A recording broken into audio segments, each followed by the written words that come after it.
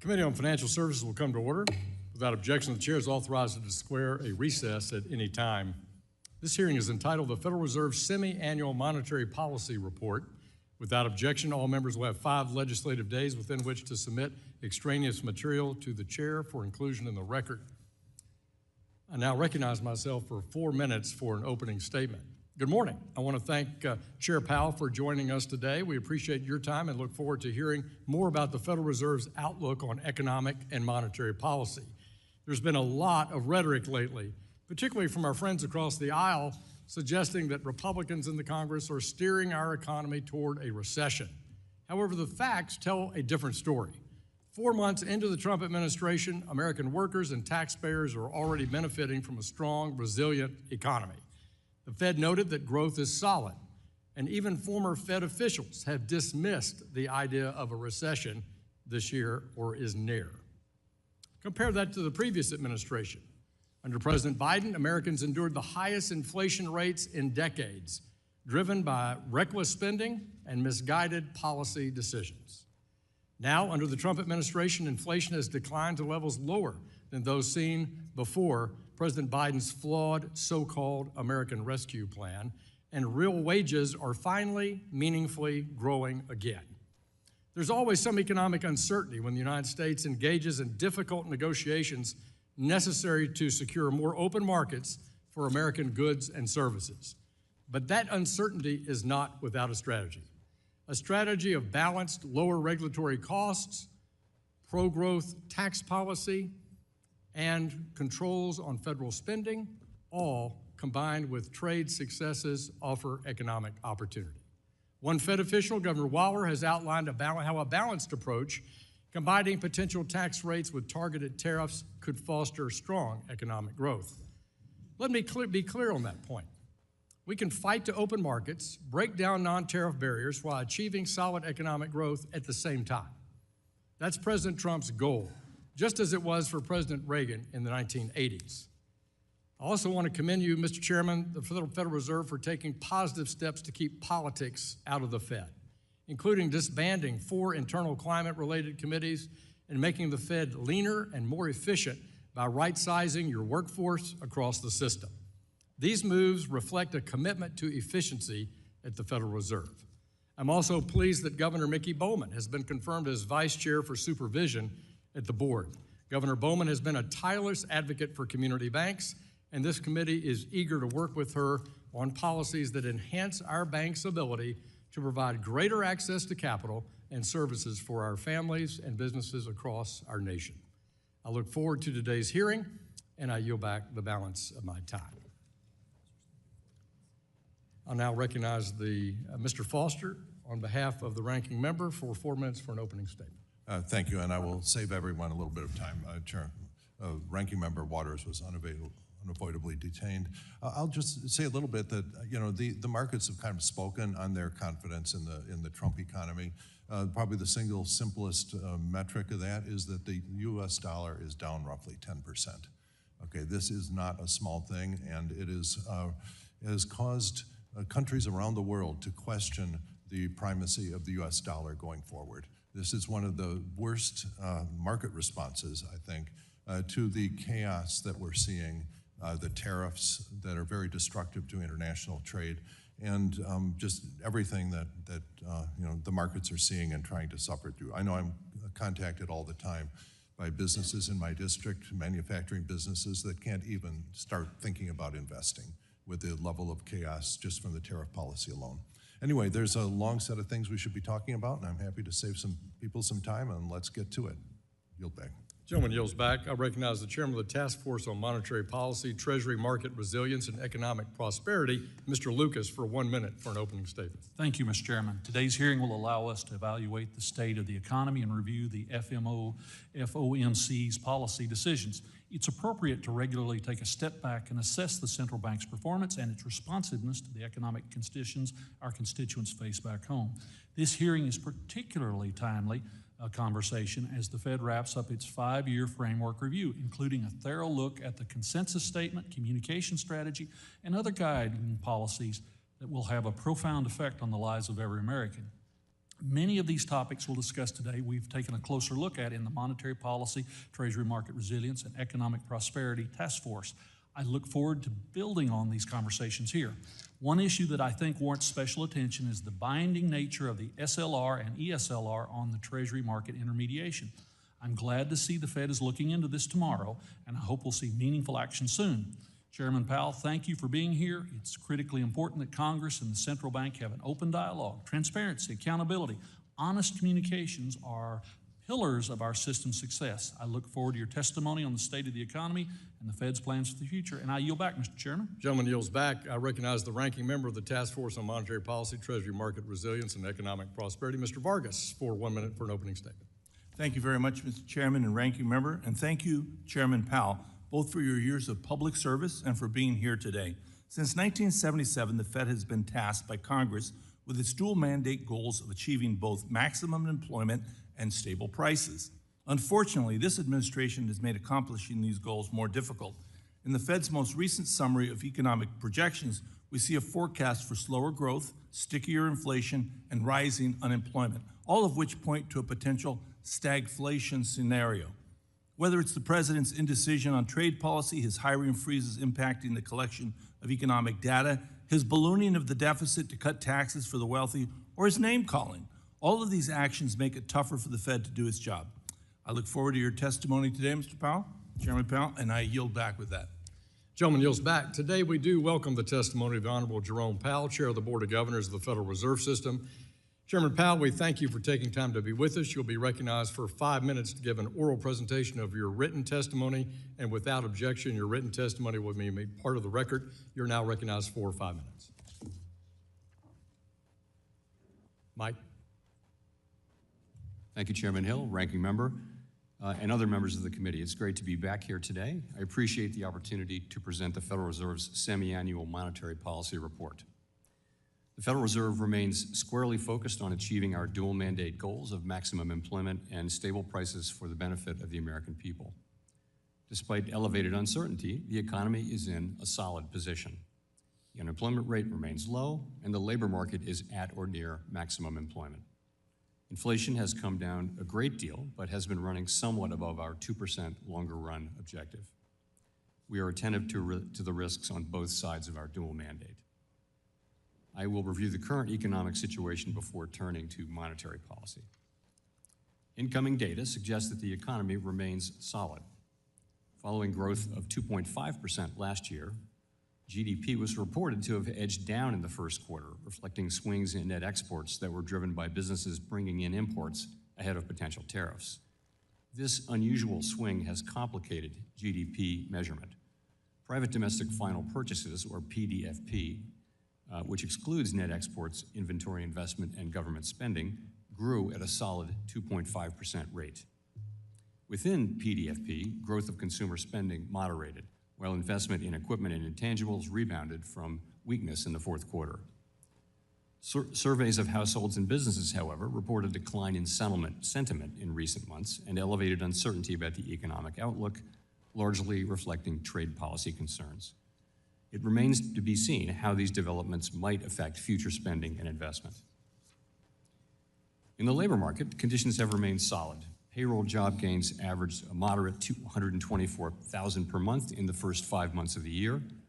The unemployment rate at 4.2% in May remains low and has stayed in a narrow range for the past year. Wage growth has continued to moderate while still outpacing inflation. Overall, a wide set of indicators suggests that the conditions in the labor market are broadly in balance and consistent with maximum employment. The labor market is not a source of significant inflationary pressures. The strong labor market conditions in recent years have helped narrow longstanding disparities in employment and earnings across demographic groups. Inflation has eased significantly from its highs in mid-2022, but remains somewhat elevated relative to our 2% longer run goal.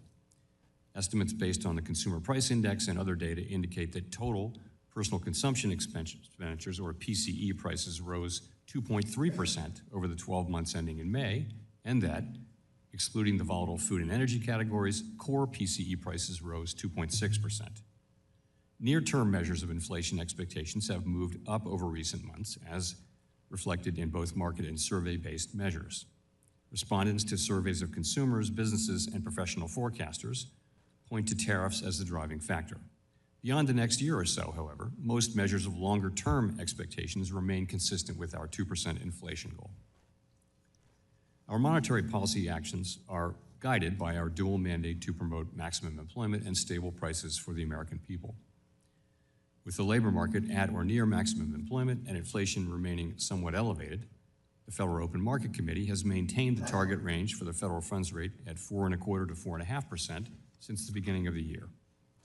We've also continued to reduce our holdings of Treasury and agency mortgage-backed securities, and beginning in April, further slowed the pace of this decline to facilitate a smooth transition to ample reserve balances. We will continue to determine the appropriate stance of monetary policy based on the incoming data, the evolving outlook, and the balance of risks. Policy changes continue to evolve, and their effects on the economy remain uncertain. The effects of tariffs will depend, among other things, on their ultimate level. Expectations of that level, and thus of the related economic effects, reached a peak in April and have since declined. Even so, increases in tariffs this year are likely to push up prices and weigh on economic activity. The effects on inflation could be short-lived, reflecting a one-time shift in the price level. It's also possible that the inflationary effects could instead be more persistent. Avoiding that would depend on the size of the tariff effects, on how long it takes for them to pass through fully into prices, and ultimately on keeping longer-term inflation expectations well anchored. Our obligation is to keep longer-term inflation expectations well anchored and to prevent a one-time increase in the price level from becoming an ongoing inflation problem.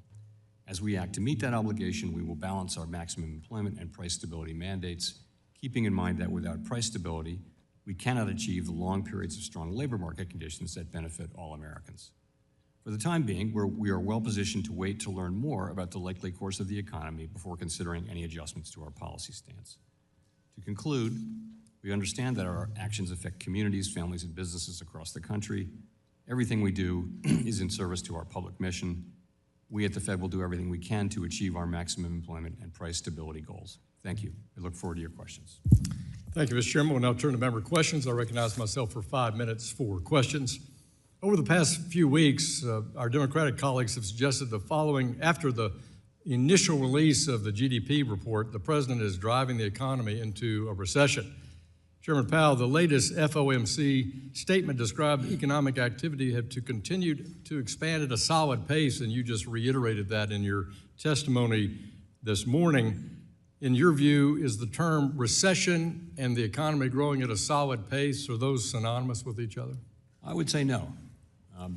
And you note that the labor market continues strong, the economy's at a standard pace, and you also referenced in your testimony that first quarter GDP initial react was also from front-end loading, as you noted, imports to try to avoid tariff impacts.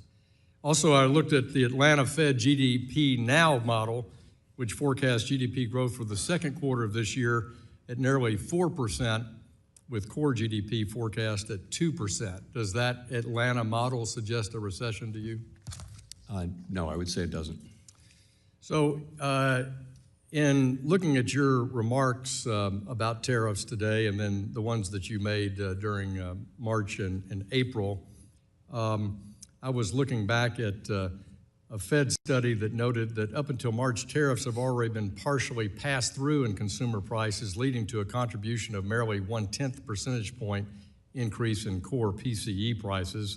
And a Harvard study last week showed that prices have only modestly adjusted since the announcement of tariffs.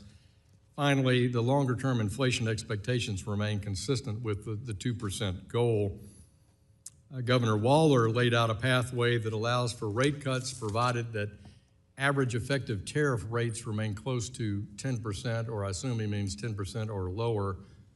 The labor market remains solid. Prices continue to disinflate. So given that data I've outlined, I'm sure data that you're very familiar with, for the economy to avoid persistent inflation, do you concur with Governor Waller that there is a pathway for good news as it relates to the regulatory policies, the tax policies that I've discussed, in a world with lower tariff rates? So first, I wouldn't comment on any other FOMC members' comments one way or the other, but I will say this. I think many paths are possible here, and certainly the one you mentioned is a possible one. We could see inflation come in not as strong as we expect, and if that were the case, that would tend to suggest cutting sooner. We could see the labor market weakening, and that would also suggest cutting sooner. On the other hand, if we see inflation coming in higher, or if the labor market were to remain strong, then we would probably be moving later. So I think a range of possible paths are possible, and certainly the one you mentioned is one of them. In February of 2021, you told us in this committee that you would stay in your lane and not comment on President Biden's proposal for the American Rescue Plan or sharply increasing federal spending. And you said it was an issue, but that you would stay in your lane and not comment on it. But here in this year, you have commented on this idea of tariffs being set by the executive branch. So are tariffs in your lane, but a huge fiscal spending by the Biden administration not in your lane? Explain to the committee why you chose to be silent in February of 21, but outspoken this spring. Sure. So we haven't commented, and it would be inappropriate for us to comment on the policy of tariffs. We don't have a view. It's not our job, and we just wouldn't do that. And just as we wouldn't comment on the reconciliation package that you're working on right now. We're not commenting on tariffs. What our job is inflation, keeping inflation under control, and also keeping maximum employment. And when policies have what appear to be short and medium-term implications, meaningful implications for that, then they kind of, not the policies themselves, but the inflation becomes our job. Yeah. You know my views on price stability. I think it's a first among equals in your dual mandate. I've argued for that. I've introduced legislation to make the dual mandate the sole mandate, and we've talked about that before. But I was very curious about your thoughts on former president of the Cleveland Bank, Loretta Mester's quote that I read from last fall. She says, "I think that maximum employment is the maximum level of employment consistent with price stability." In other words, she elegantly ties that together, that price stability is what you can have more control over rather than all these other factors that enter the employment picture like legislative and executive branch. What's your thought about her quote? I personally think that's a very reasonable way to think about it. Thank you very much. I yield back. The gentleman from New York is recognized for 5 minutes. Thank you, Mr. Chairman. Good morning, Mr. Chair, Chair Powell, and thank you for being here. Last week, the FOMC decided to maintain the target range for the federal funds rate at 4.25% to 4.5%. While I was not surprised by the decision to hold rates steady, I was surprised by the committee's revised forecast since March, which represented a decrease of 0.3 percentage points for GDP, a similar increase for core PCE, and an uptick in the unemployment rate to 4.5%. Can you explain the incoming data that the committee has seen since March that caused it to make these adjustments? Sure. So first of all, these are individual. This is not a committee forecast. These are just individuals submitting their own personal forecasts, and we don't bless those as a committee. But I think people are looking at the incoming data and having a range of different judgments. If you look at the range, if you look at the central tendency, you'll see that it covers quite a wide range. Those are the medians that you're talking about. I think so. Inflation is projected to have moved up because of what we've seen, particularly from tariffs. And I think if you look at other outside forecasters, you'll see very much the same thing. And what data are you looking for?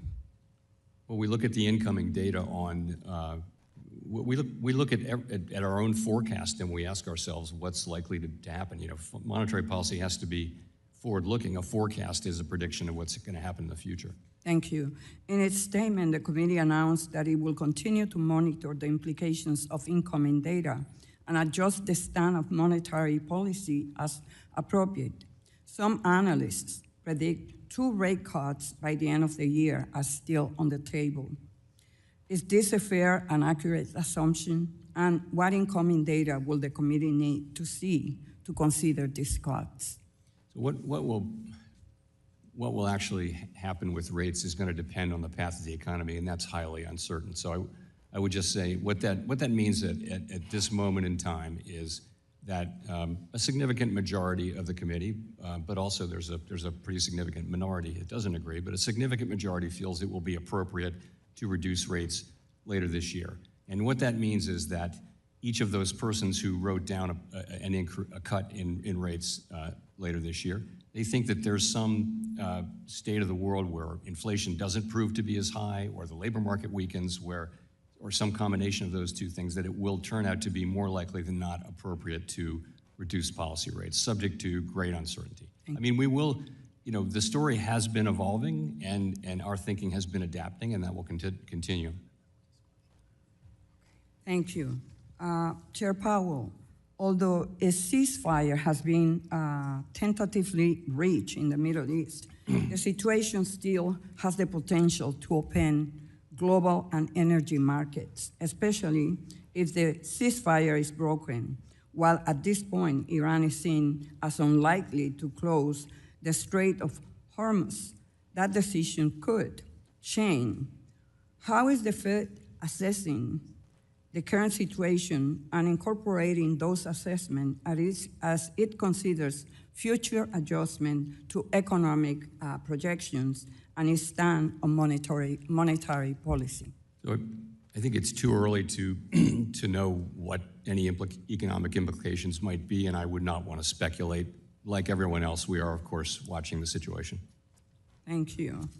And Chair Powell, after reviewing the economic data following the meeting last week, it seems to me that the committee is indicating that we could be headed for a situation where inflation accelerates while unemployment rises and growth become more sluggish. In this scenario, this will put the Fed's dual mandate of maximum employment and price stability in tension with one another.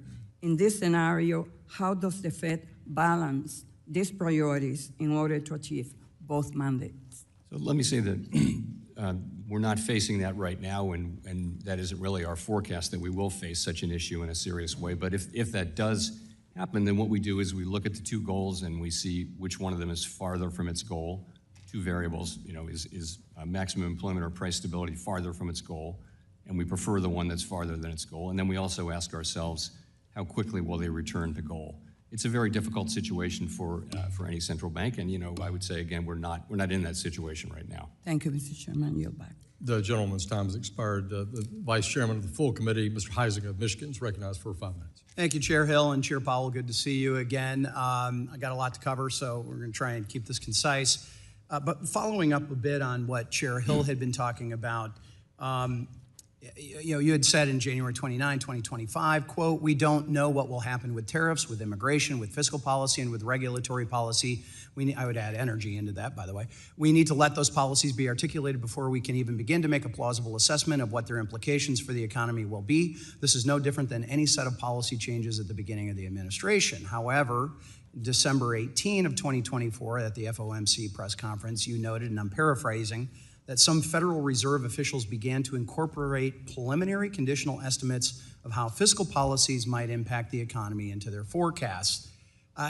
This seems inconsistent, and I sidebarred with the chair to say, okay, did I hear this correctly, his question and sort of your answer? What I heard is that there was a belief that the IRA would not be inflationary, but that tariffs could be. Therefore, suddenly you and others were commenting on tariffs. And for the institution, I know you try to be consensus driven. Why are there FOMC participants making fiscal policy assumptions into their forecasting when you yourself said that fiscal policies need to be articulated before the FOMC can make a plausible assessment into their implications, what those will be? And I think if there's different participants having different assumptions, that would render the SEP, Summary of Economic Projections, biased, meaningless, useless, less impactful, and when you're not comparing apples to apples. So wouldn't it make more sense for all the forecasters to make the same fiscal policy assumptions at the same time, Or if not, shouldn't each participant disclose what assumptions that they're using and building into that? So here's the question. So that's a great question. That really, when the Summary of Economic Projections was originally designed and put into effect in this way, the way it works is that individuals are free to make whatever assumptions they want, and they do disclose them. They disclose them in their speeches and things like that. So there will be situations where some people incorporate something and others don't, and we try to be transparent about that. But that's kind of the way it works. When I say we don't take it into account, I'm really talking about policy and the committee as a whole, where we won't take things into account until we know. And you believe that the participants disclose their assumptions when they're doing their forecasts? Well, I think they do that in their speeches. Each people go out, you may have noticed there are a lot of speeches. Well, I guess the opaqueness of the Fed has been something over the arc of my 15 years on this committee has been one that has been debated greatly, including auditing the Fed and a number of other things that have gone on. I've got here a brief moment. I do feel like I need to touch on interest rates. Not to be a shock, you asked how the family business was doing back in Michigan. Families involved in sand and gravel and aggregates and construction and things like that. It's been strong. We need more labor. We need a few other things on that, what's happening. But I mean, I think there's no recession. That's been established. There's no hyperinflation, or certainly not as what some had been projecting. Yet there seems to be higher than expected, or certainly desired interest rates for many of us. And I'm curious how high interest rates, they hurt Americans who are paying car loans, credit cards, mortgages. You had FHFA Director Pulte asking for lower interest rates, which would obviously impact home buyers as well. So what is it that's keeping, in your mind, the Fed from what many of us believe is the right thing to do, which is to lower some interest rates, and by the way, match what the Bank of Canada, Bank of England, the European Central Bank, the Swiss Central Bank, a number of emerging central banks. By the way, that's your own assessment on page 33 as where you're laying that out. Why aren't we doing what the rest of the world is doing? Is it because we're at full employment? Is it because of those tariffs concerns that you said weren't part of the analysis? Was it energy, groceries, durable goods? Why? So you're right that if you just look in the rearview mirror and look at the existing data that we've seen, you can make a good argument that would call for us to be at a neutral level, which would be, a couple of cuts or maybe more kind of thing. The reason we're not is the forecast by all professional forecasters that I know of on the outside and the Fed do expect a meaningful increase in inflation over the course of this year. When I said we weren't going to talk about tariffs and inflation, that was to say until we see what the policies are. And so now we know a lot more. It's 6 months since I said that. So anyway, I'd be happy to continue this with you. Thank you. Gentleman's time has expired. Gentleman from Michigan, Ms. Tlaib is recognized for 5 minutes. Thank you so much, Mr. Chairman. Chair Powell, last month there was research published in the Journal of Urban Health that found that more than half of Black women of reproductive age, that's the term they use, in the counties that I represent, that had experienced some sort of eviction during their lifetime. So that's like 50% of Black women in the two largest counties, Wayne County and Oakland County in Michigan. And these numbers are horrific. As you know, were you aware of that? No, I was not. And evictions are often very traumatic experience, but also it creates a cycle of poverty, but also this instability for many families. But especially when it comes to a lot of our Black neighbors, the access to equity, the access to housing has diminished even more. In Michigan, we lost more Black home ownership than any other state in the country during the last recession. So we know the housing crisis, I believe, is structural, and some may say it's a policy choice. While there are many factors at play, and you know this, Chairman, high mortgage rates, the finance rates and so forth, that drag the supply of new housing. But last month, new housing hit a 5-year low. Are you familiar with that? I'm not sure exactly what statistic you are referring to. Okay, I don't know. There was there was all this articles about the housing market and the impact of tariffs and so forth, and they said, again, it hit a 5-year low. And again, I'm getting this from a source. But this sets the market up for higher inflation and more burdensome housing costs to years to come. So Chairman Powell, you know, I'm looking at this monetary whatever policy framework that you guys have put together. Do you think that the way it's structured, and again, I'm trying to understand how you're looking at this in the housing crisis, do you believe it's eroding new rental supply under construction right now, leading to high inflation in future years?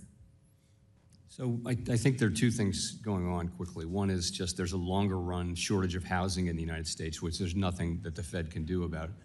That's not something we can affect. Well, there's also, if I may say, in the short run, rates are high, and that's going to weigh on housing activity. But the best thing we can do for the housing market, the absolute best thing, is to restore price stability so that rates come down and so that rates can be at a level that people can afford. But don't you think that the restrictive monetary policy the framework you all put together undermines long-term price stability right now by reducing the supply?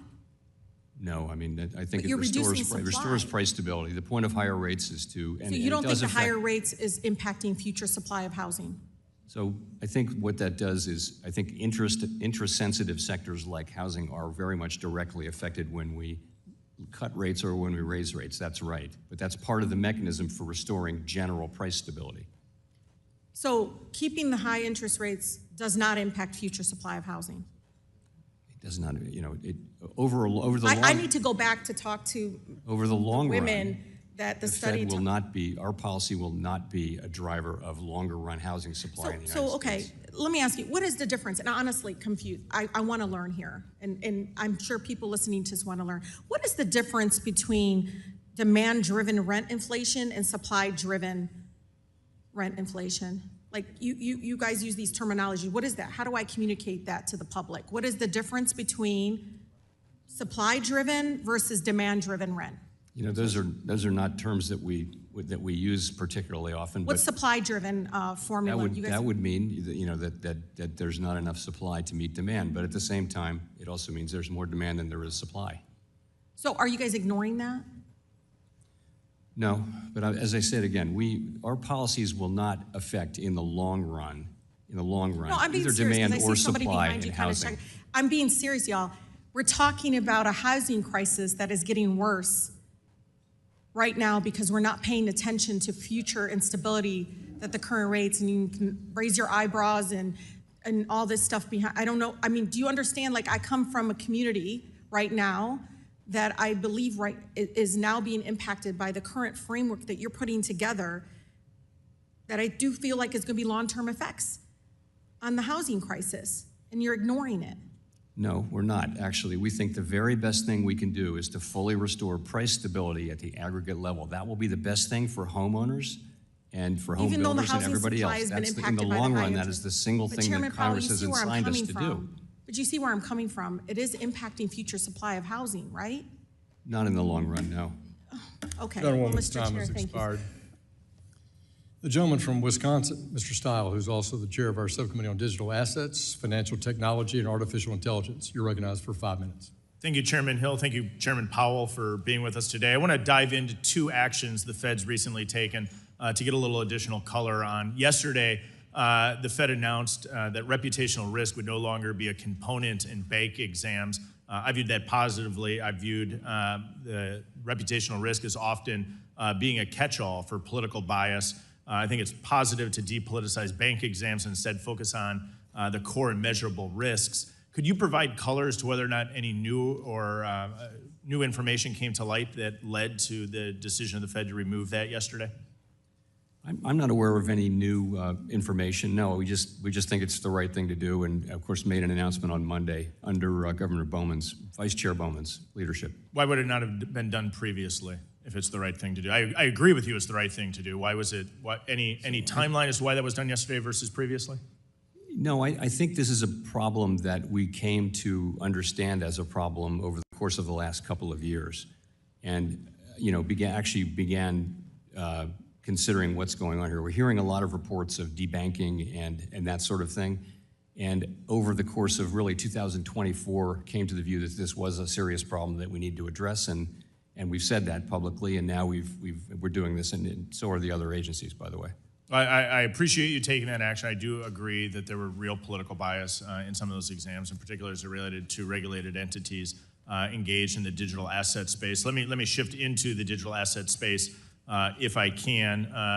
Another action recently taken by the Fed, the Novel Activities Supervision Program was ended and withdrew several statements on digital asset related risks that deterred bank involvement in particular. You in the Fed and others at the Fed have spoken positively about the House and Senate work to regulate stablecoin in particular, a real opportunity to dollarize the globe and be a significant purchaser of U.S. Treasuries. Following that action by the Fed, have you seen an identifiable shift in banks or other regulated entities as it relates to engagement in the digital asset space? You know, I wouldn't be the one to be picking that up first, but what I do see is a very significant change in the tone, and it really does reflect evolving thinking and the evolving status of the crypto industry, and I would expect over time we'll see more activity. How is the Fed evaluating and overseeing banks or other regulated entities that are in the digital assets or crypto space? So our view is that banks get to decide who their customers are. That's not our decision. And so banks are free to provide banking services to the crypto industry, to crypto companies, and banks are also free to conduct crypto activities as long as they do so in a way that is protective of safety and soundness. Thank you very much. Let me shift gears because I want to give you just a little bit of an opportunity to comment on the housing sector once again, but give you a little freedom here to speak to that area. You correctly are trying to balance inflation and price stability. But also higher rates have a significant impact on the housing market, as shelter and housing costs are a significant driver of why many families can't afford the things that they need. Can you provide color as to how you're analyzing the impact that housing and shelter costs have on families and on inflation with your desire to maintain price stability at the interest rates that is currently set by the Fed? Sure. So, we realize that people are feeling high housing costs and high financing costs. In terms of inflation, we look at something called owner's equivalent rent and rentals, and that's meant to capture both rented housing and owned housing. And it's been very sticky. It's been one of the stickiest parts of inflation. I'm happy to say now it actually is coming down quite regularly. That's very good news. That's been the part, really it's been the service inflation that's been stickier than other parts of inflation. So that's good news for people, I think, and it is showing through into measured inflation now. Again, in the long run, the best thing we can do is restore price stability and let the market work. Even then, though, we're still going to have a housing shortage. What data do you think is leading to the reduction in the rent equivalent? I just think it took time. So the thought is when you would think that if rents come up every year, you would think it would take 1 year or 2 years for a lack of growth in rents to show up in a lack of growth in housing prices. It turns out it takes 4 years or 3 years. If you're an existing tenant, it's a complicated thought, but if you're an existing tenant, you don't actually catch up the way you would if new tenants came in. And so that's made the measurement of inflation stickier. But I'm happy to say we've been through that period now, and we are really seeing now housing services inflation pretty close to where it was when inflation was solidly at 2%. Thank you. I yield back. Gentleman yields back. Gentleman from California, Mr. Liccardo, is recognized for 5 minutes. Thank you, Mr. Chair. Mr. Chairman, thank you for your testimony today. I appreciate that your dual mandate is full employment and price stability, and I appreciate your efforts on behalf of our country to achieve those. My understanding is that critical data is collected by the Bureau of Labor Statistics to help formulate the indicators that you rely on, that we rely on to understand unemployment rates, CPI, and other inflation indicators. We are certainly hearing a lot about the impacts of DOGE on our workforce, and specifically about the elimination of many of those positions in BLS. And now we have a proposal in front of Congress to cut $56 million from that agency. Are you concerned about the ability of your team to get accurate data and about the ability to have reliable indicators to make good decisions upon? I wouldn't say that I'm concerned about the data today, although clearly there has been a very mild degradation of the scope of the surveys and things like that. But I would say the direction of travel is something I'm concerned about, and that is measuring the U.S. economy carefully and well is a project that's been going on, and we're getting better at it for 100 years and more. And it's really important, not just for the Fed, but for Congress and for businesses, frankly, to know what really is going on in the economy. What's happening? Is growth high? Is it low? And all those sorts of things. So I think it's a smart investment to just continually try to get better at measurement of what's happening in the economy. And I don't like to see that, the kind of stories I'm reading and the idea being that the data is going to become more volatile and less reliable. That'll make it more difficult for the private sector and for you and for us, and I don't like to see that direction. I agree, thank you. I appreciate that it's not your role to comment on the advisability of specific policies, but given your critical role in ensuring price stability and reducing inflation, I have had conversations with, quite recently, just a week ago, with a C-suite executive of a major global retailer who informed me, because I asked, why aren't we seeing the impact of these tariffs and price data yet? And he said, it's coming in the third quarter, because it takes time for tariffs to work their way through a distribution chain. Often what you have on the shelf today may have been imported 2 or 3 months ago. Is that your understanding? Do you anticipate there may be impacts down the road? Yeah, that's very much what I hear. I happened to meet with an unusually large number of business people in this last FOMC cycle, and that's a typical thing that they'll say, especially the retailers, that what's being sold now was in inventory in February, let's say, and it just isn't showing up yet. So we do expect to show up, tariff inflation to show up more, but I want to be honest, we really don't know how much of that's going to be passed through to the consumers. We just don't know, and we won't know until we see it. It could be lower than we expect. It could be higher. We have to wait and see, which is kind of what we're doing. I appreciate the uncertainty. Another thing he told me that had me very concerned was that often they will increase prices on goods not subjected to tariffs to compensate for the very substantial losses they have to suffer with the increase of tariffs on relatively price elastic goods. So in other words, necessities will also tend to bear a higher price, even if they're not subjected to tariffs. Is that your understanding of the potential impacts? That very much is something that companies will tell you that they do. If they can't cover the losses on the thing that's being tariffed, they'll find other ways to do it. We actually don't have prominent examples of that yet, but that's certainly a possibility. And that did happen in the last tariff episode with washing machines and dryers. Thank you, Mr. Chairman. And finally, there's indications in the introduction of the report that the Fed is losing its ability, as we see interest rates getting closer and closer to the minimum threshold, the ability to stimulate this economy in times of recession. We haven't had a recession, or at least we haven't had an extended recession in a decade and a half. I am particularly concerned now as we are looking at debt that is being considered to be imposed on future generations by this particular bill. Could there be a combination of very high debt and very little room to move in monetary policy that could undermine our ability to respond to the next recession?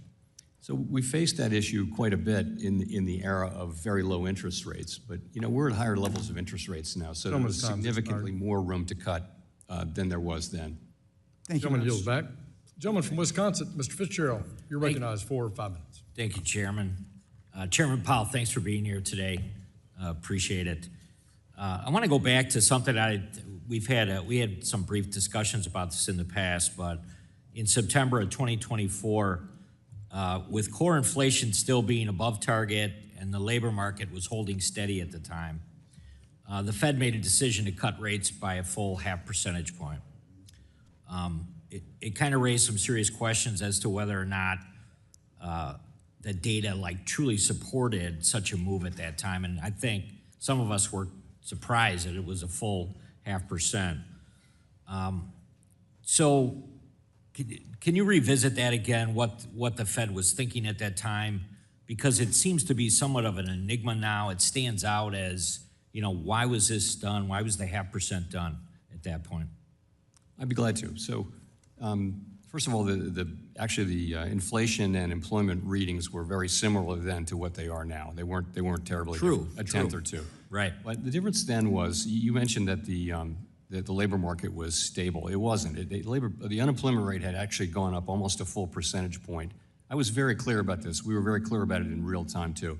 The concern at that time was that there really hasn't been an experience, or hadn't been an experience in the modern era, in which the unemployment rate has gone up close to 1% that hasn't been followed by much higher levels of unemployment and a recession. So we were looking at that and saying, and remember, at that point, at the point we're talking about, the federal funds rate was 5.3%, so definitely very restrictive level. We were the last of the big central banks to cut. So we wanted to make a statement that we were supportive of the labor market and not just inflation. We've been focusing on inflation. I was quite clear about this. So it was all about the labor market. Inflation was the same, and unemployment was roughly the same, but it was the rate of change with the unemployment rate that raised a lot of concerns. And remember, we were being criticized for being late to cut. So we could have done 25. If we'd done 25 in July, we were criticized for not cutting in July. Instead, we cut 50 in September, and it seemed like the right thing to do. And at the end of the day, we do what we think is the right thing when we think it's the right thing to do. We don't take into consideration political factors. If we start doing that, I don't know where that stops. Once you start considering elections and stuff like that, where does it stop? And I didn't want to insinuate that it had anything to do with the election itself, but there just seems to be some very similar numbers right now. And I'm wondering, and I don't bring this up because I want to kind of make a point about did the Fed do the right thing or not. I bring it up because it seems like everything's in place right now to kind of do the same thing, make the same move. I know this morning already, you've talked a little bit about where you were on inflation right now and kind of what you're watching, but is there any lesson there? I mean, are we in a position where it would be appropriate to do something as big as a 0.5% cut again?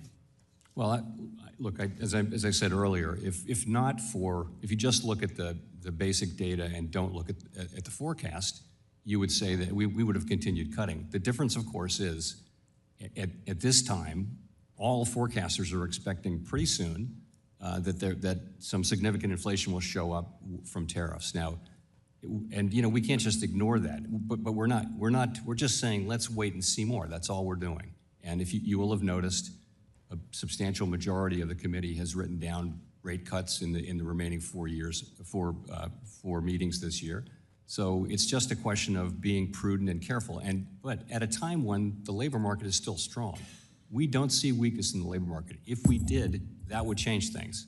We're going to continue to adapt as the data adapt. But that is the difference between then and now. Then, inflation was forecasted to continue to come down. Here, it's forecasted to go up by all forecasters. So, and again, we're not overreacting to that. We're just saying, hey, as long as the economy's strong, we can take a little bit of a pause here. And that's what we're doing. And again, continue to adapt as the data comes in. If we see data that suggests that inflation's not going to produce big increases, that would matter. And if we saw the labor market weakening, that would matter too. But we don't see those things. What about supply chain? In 2020, that was a big issue, obviously related to COVID. But I know myself and other members, when we're in our districts and we're specifically talking to light manufacturing, there's concerns about the supply chain. Is that part of the data package that you review when you make a decision about where we're headed in the future? Very much so. I think that's one of the great, won't call it a great thing, but one of the lessons to be taken from the last episode is supply chains really matter. We're watching that carefully. It's too soon to say really on that. We're not seeing it yet, but we could. Gentleman's time has expired. Thank you, Chairman. Yield back. Thank you, Mr. Fitzgerald.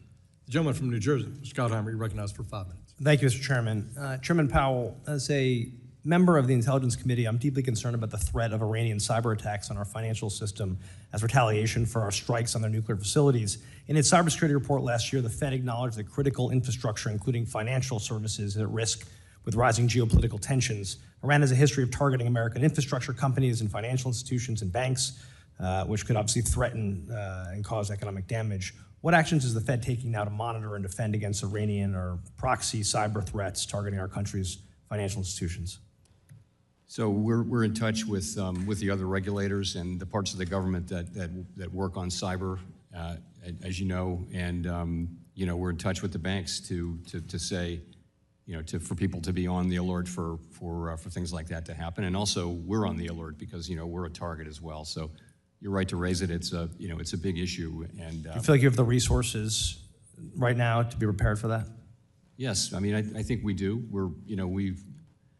We spend a lot, and the government generally spends a lot on these things, and but you can never ever be comfortable in this area because the bad guys are always getting better. So we need to get better. Thank you, Chairman. Switching gears, the President and members of his administration have recently called you out, various name calling for certain decisions you've made. I know that some people worry that the President's bullying will impact your decision making. I know you work together, and I know that and respect, obviously, your independence greatly. Anything you want to add and give you a chance to reiterate your independence to the American people? Yeah, I would just say we're focused on one thing, and that is we want to deliver a good economy for the benefit of the American people. That's it. And anything else is kind of a distraction. I don't mean to refer to any particular thing, but we stay focused on that task all the time. We always do what we think is the right thing to do. And, we live with the consequences. And I don't know how else to do the job. Right, so the name calling and the Mr. Too Late and all that stuff, the American people shouldn't worry about that. You're focused on being independent. That's what I care about. I care about doing the job for the American people. The things we do matter a lot for people's lives, and that really concentrates the mind. You want to just stay focused on that task. As long as you're sitting in these chairs that we occupy, focus on that task, do what you think is the right thing, and take the consequences. Thank you, Mr. Chairman. You've previously stated that you view stablecoins as a form of money. Payment stablecoins are already being used for both retail and wholesale payments, as well as for settlement. Recently, this committee passed the Stablecoin Act and the Senate passed the Genius Act, both aiming to establish clear regulatory frameworks for fully reserved dollar-backed payment stablecoins. Given their design to maintain a stable value and be redeemable for U.S. dollars, should the SEC or other regulators explore treating these stablecoins as cash equivalents for accounting or financial reporting purposes?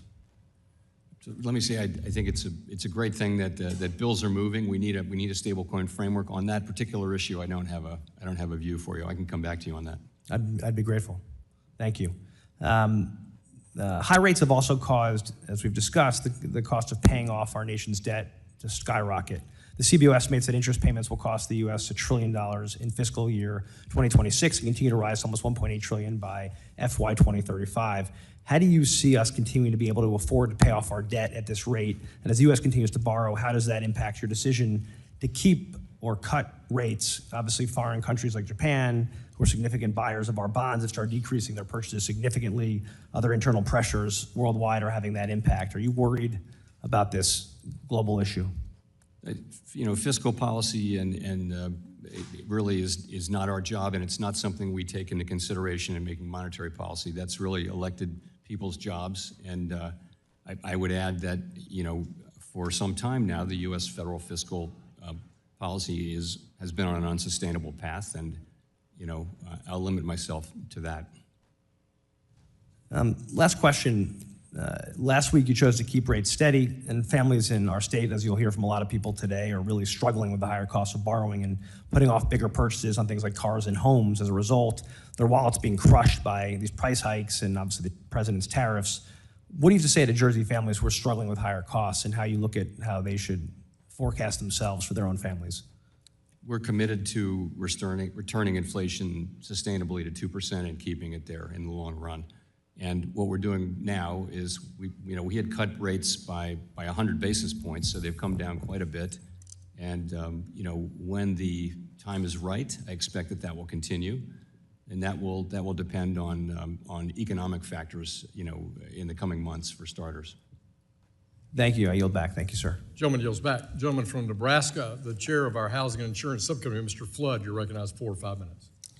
Thank you, Mr. Chairman. Chairman Powell, later this week, the banking agencies will be proposing changes to the supplementary leverage ratio, which we think are long overdue considering the Fed in 2021 indicated that they would soon put out proposals for reform to the SLR and never actually did. However, our understanding is that the proposal being considered this week will not allow for treasuries to be excluded from the SLR calculation. Secretary Bessent earlier this year had argued that such a change could serve as a boost for banks and their ability to intermediate in the treasury market and could potentially pull treasury yields down 30 to 70 basis points. Chairman Powell, do you agree with the Treasury Secretary's comments on the potential positive impact of SLR reform on the Treasury market, and what is the rationale for not excluding Treasuries from the SLR calculation in the proposed rule? So I agree that when the leverage ratio is binding, it discourages banks from undertaking low-margin, fairly safe activities such as mediation in the Treasury markets. So this should encourage more mediation. I don't have a numerical estimate of how much that would matter, but I do think it would matter. I think it was important. I've supported leverage ratio reform for a very long time, since before 2021. Chairman, in terms of the structure of the thing, I think we're seeking comment on a particular proposal that doesn't involve exclusion, but we're also asking a question about exclusion. Mr. Chairman, considering the Fed temporarily excluded treasuries from the SLR calculation during the COVID pandemic, were you aware of any safety and soundness or financial stability problems that arose as a result of that decision? And if not, why was that relief terminated in 2021? So that was an emergency measure. From the beginning and end, it was an emergency measure. I think, my long-held view is that we should have a permanent measure, and now we're going to. And we have an open board meeting on Wednesday afternoon, and after I finish my hearing on the Senate side, and I'm very much looking forward to putting this proposal out for comment. Thank you. In March, the Federal Reserve, together with the FDIC and the OCC, announced that they intend to issue a notice of proposed rulemaking to repeal the 2023 Community Reinvestment Act and replace it with the legacy CRA framework. Nearly 3 months have passed since this announcement. What is the status of this project? Well, we're going to do what we said we were going to do. It's just a question of execution, and I think you'll see that coming. This would be so Vice Chair Bowman has the job of sequencing these things, and that one's certainly coming. Do you intend to issue a proposal that will be a clean rescission and replacement of that rulemaking, or are you considering amendments to the legacy rule?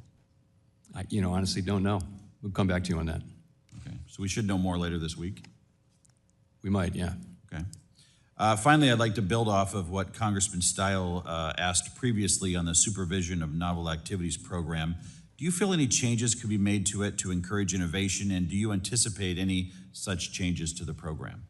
I do, and I also think Governor Bowman, now Vice Chair Bowman, is someone who is actually deeply knowledgeable and experienced in supervision, and that hasn't really been the model. We've more had people who are experts on regulation. I think she brings a particular ability to move supervision in a healthy direction while also preserving safety and soundness. And that's what you mentioned is one of the dimensions in which I think that will be true. Thank you for your testimony today. I appreciate your service to the country. And with that, I yield back, Mr. Chairman. Thank you. Gentleman yields back. The chair recognizes the ranking member of our full committee, Mrs. Waters, for 5 minutes. Thank you very much, Mr. Chairman.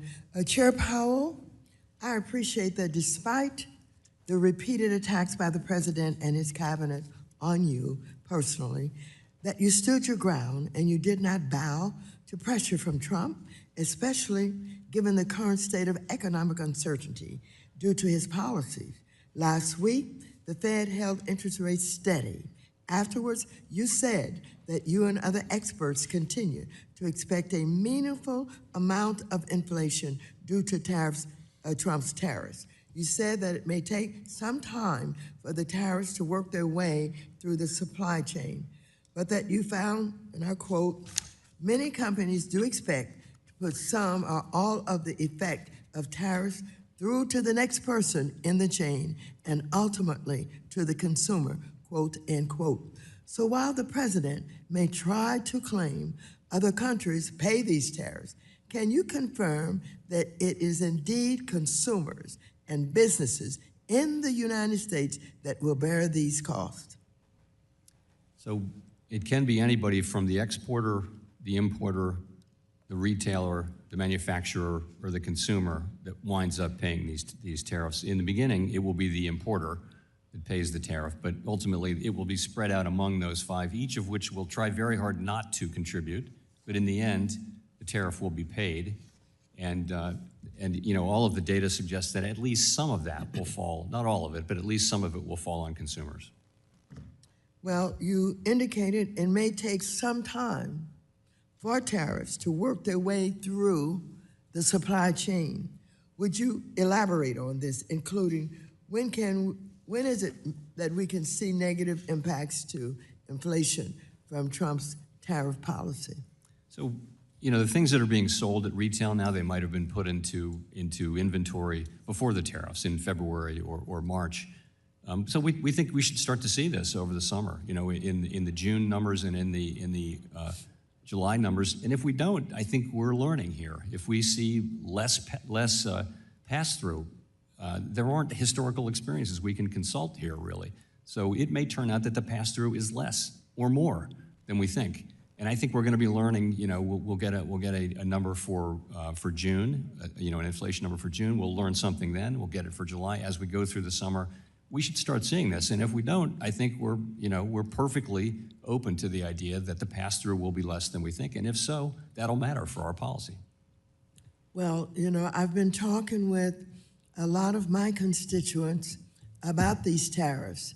And the question that comes up is, now, is this going to only hurt maybe the big businesses? What about our small business people? What about the people that we buy goods and services from every day in our communities? Is this going to hurt big business as well as small business? Yes, I mean, I don't think it's. I think it will certainly. If you're a smaller company that maybe imports a single product, that's a common business model these days. Then you may if your product is tariffed, you may be the one that's affected significantly. Whereas bigger companies have more resources and a more diverse product line.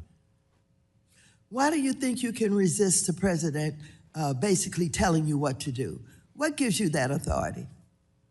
I don't think about it that way at all. I think I have a job that I'm sworn to do, and all I think of is how much people rely on us to get it right. You know, it really matters that we get it right, and that concentrates one's mind, and so that's what we think about at the Fed. We think about what's the right thing. You know, I have, all I want to do in what's left of my time at the Fed is have the economy be strong and have inflation be under control, have a solid labor market. I want to turn it over to my successor in that condition. Of course, that's what keeps me up at night, is to do that. And that's what I think about. That's the only thing I think about. So how are you protected? By law, by Constitution? Where does your authority come from? I think, I've covered all that. I do think we're fully protected, and again, I don't think about that anymore. What I think about is let's just do our jobs, and that's what we do. You know, we don't talk about those issues at all, and all we do is do our jobs as best we can. And you know, it's not an easy job, but it's one we've willingly taken on, and very important that we remain focused just on the job and not on other things. Thank you very much. I yield back. The gentlewoman yields back. The chair recognizes the gentleman from New York, our vice chair for communications, Mr. Lawler. You're recognized for 5 minutes. Thank you, Mr. Chairman. Chairman Powell, as recently as yesterday, Fed Governor Bowman indicated that if inflation pressures remain contained, the Fed should consider lowering rates, and said she is open to a rate cut in July. Governor Waller said very much the same. Do you believe that we are in a position where we may be able to cut rates in July? So I would say this. I think if it turns out that inflation pressures do remain contained, then we will get to a place where we cut rates sooner rather than later. But I wouldn't want to point to a particular meeting. I don't think we need to be in any rush because the economy is still strong. The labor market is strong. If we were to see the labor market, meaningfully weaken in a way that was concerning, that would matter for that decision. But if we see inflation, continuing not to move up, we hadn't expected inflation to move up much. We do expect it to move in the summer, and if we see it not happening, we'll learn from that. The September 2018 Teal book suggested that the Fed, seeing through tariffs' inflationary effects, is an appropriate response so long as inflation expectations are firmly anchored and that the pass-through costs are relatively short-lived. Would you agree that this assessment from the Teal book still applies to today? I would. Those are the exact factors that we cite when we talk about this situation, plus the size of the tariffs. Right. So let's assess the current economic situation. The Monetary Policy Report states that longer-run inflation expectations, quote, continue to be broadly consistent with 2% inflation, unquote. And a Harvard study argued that despite the relatively quick price responses to tariff announcements, the overall magnitude of these changes remains modest. So if these conditions hold, is it not unreasonable to think that underlying inflation trends should continue its path towards 2%? That's certainly a very defensible position. I think what others on the committee think, and what I think, is that this is a question we need to be careful with because it's different than it was in 2018. The difference is that we haven't had 2% inflation. In 2018, we hadn't had an inflation as high as 2% for a decade anymore. Right. This is a different situation. We haven't fully restored price stability, and another shock. We have to be careful. If there's a meaningfully large and sustained inflation shock, we have to be careful about that. And so, I think we're just trying to be careful and cautious, and we really think that's the best thing we can do for the people that we serve. If that happens, we need to be there for it.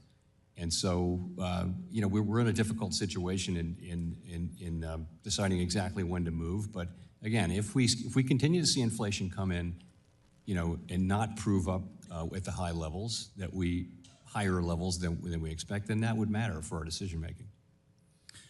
Chairman Powell, economist John Taylor once noted that the Federal Reserve should deviate from its own Taylor rule in the event of an oil shock, similar to the tariff scenario. A one-time price increase from an oil shock should not be accompanied with an increase in interest rates.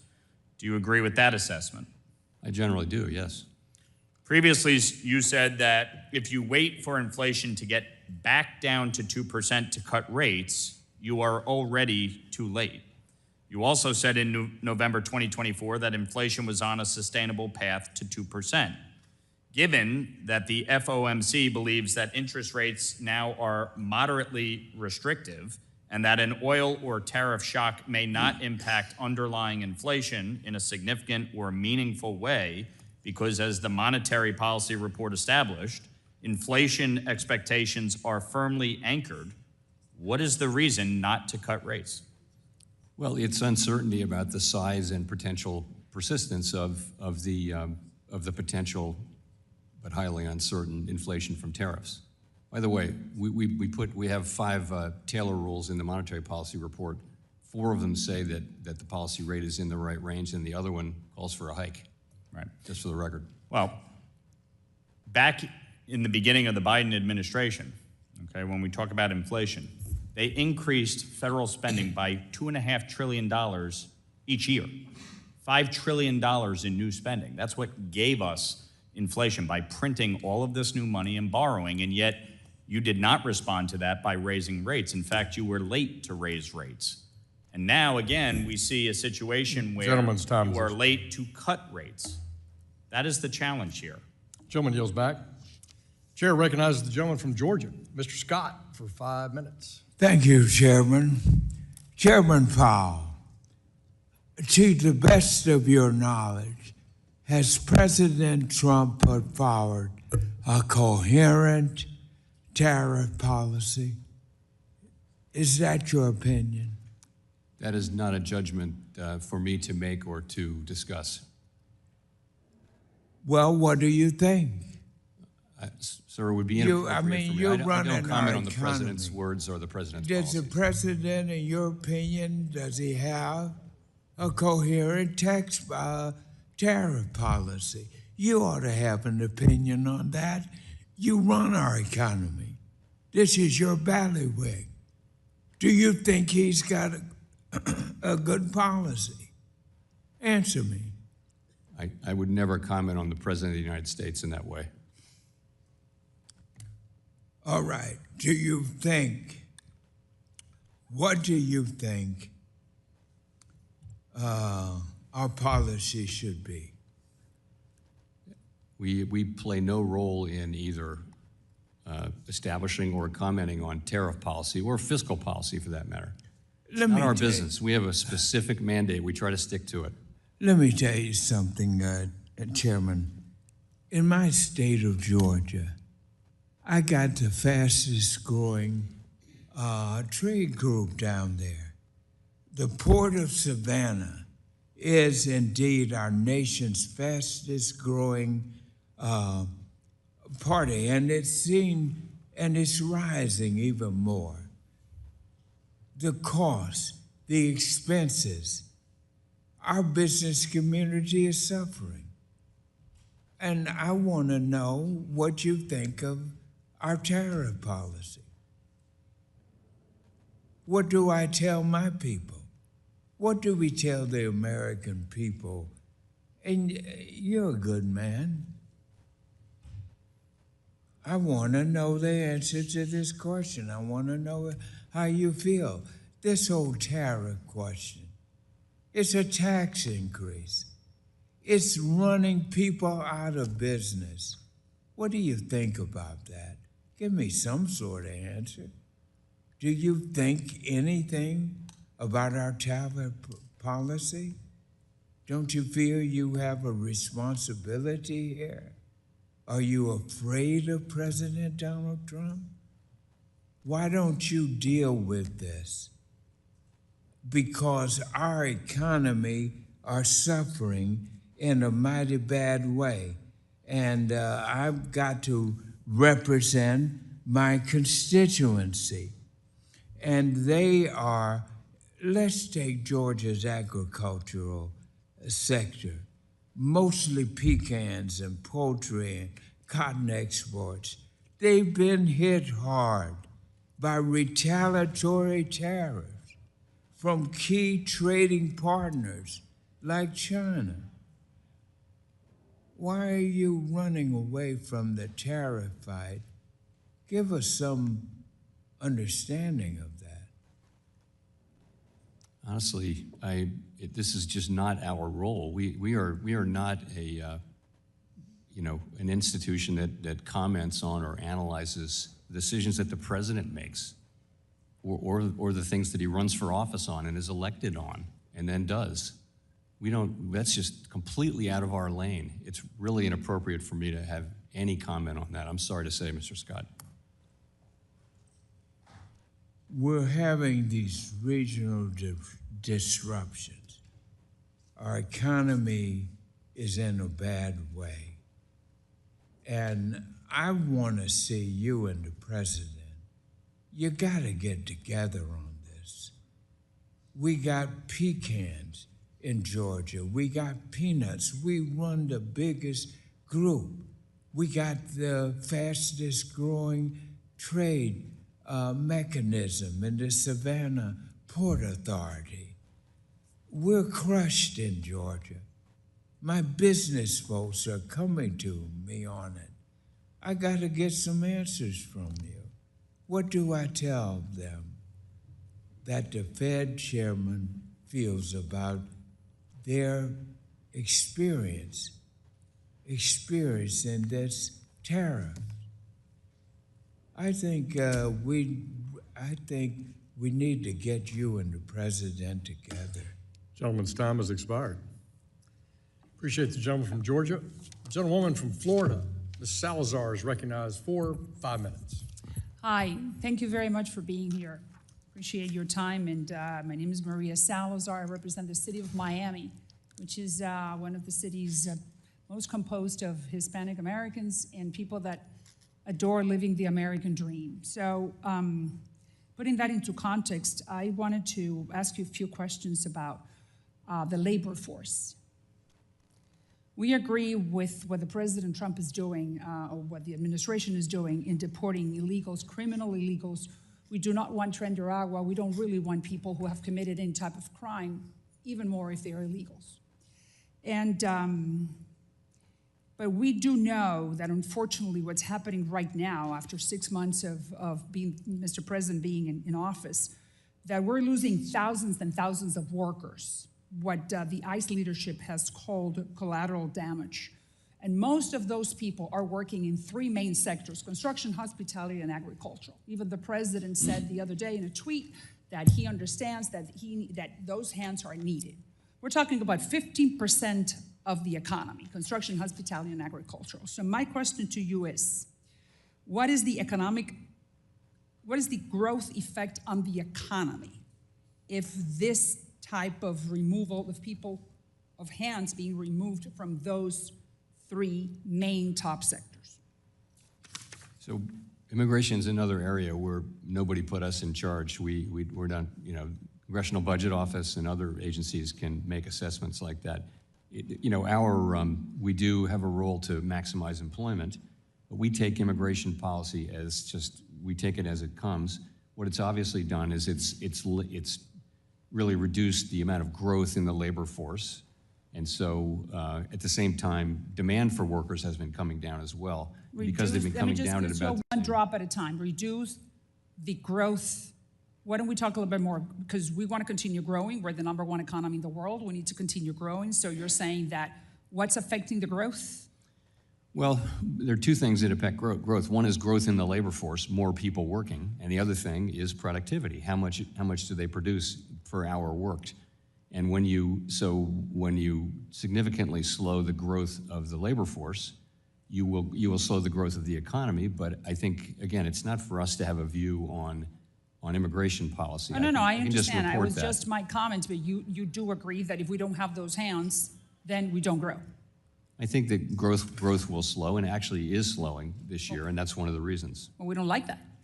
So now let's talk about of the next 10 years. 2025 to 2035. Americans are not having enough kids. So that means that we need other people, right? So over the next decade, based on the current trends that I just explained to you and that you just reiterated, will there be enough workers to fulfill the labor needs of our economy between 2025 and 2035?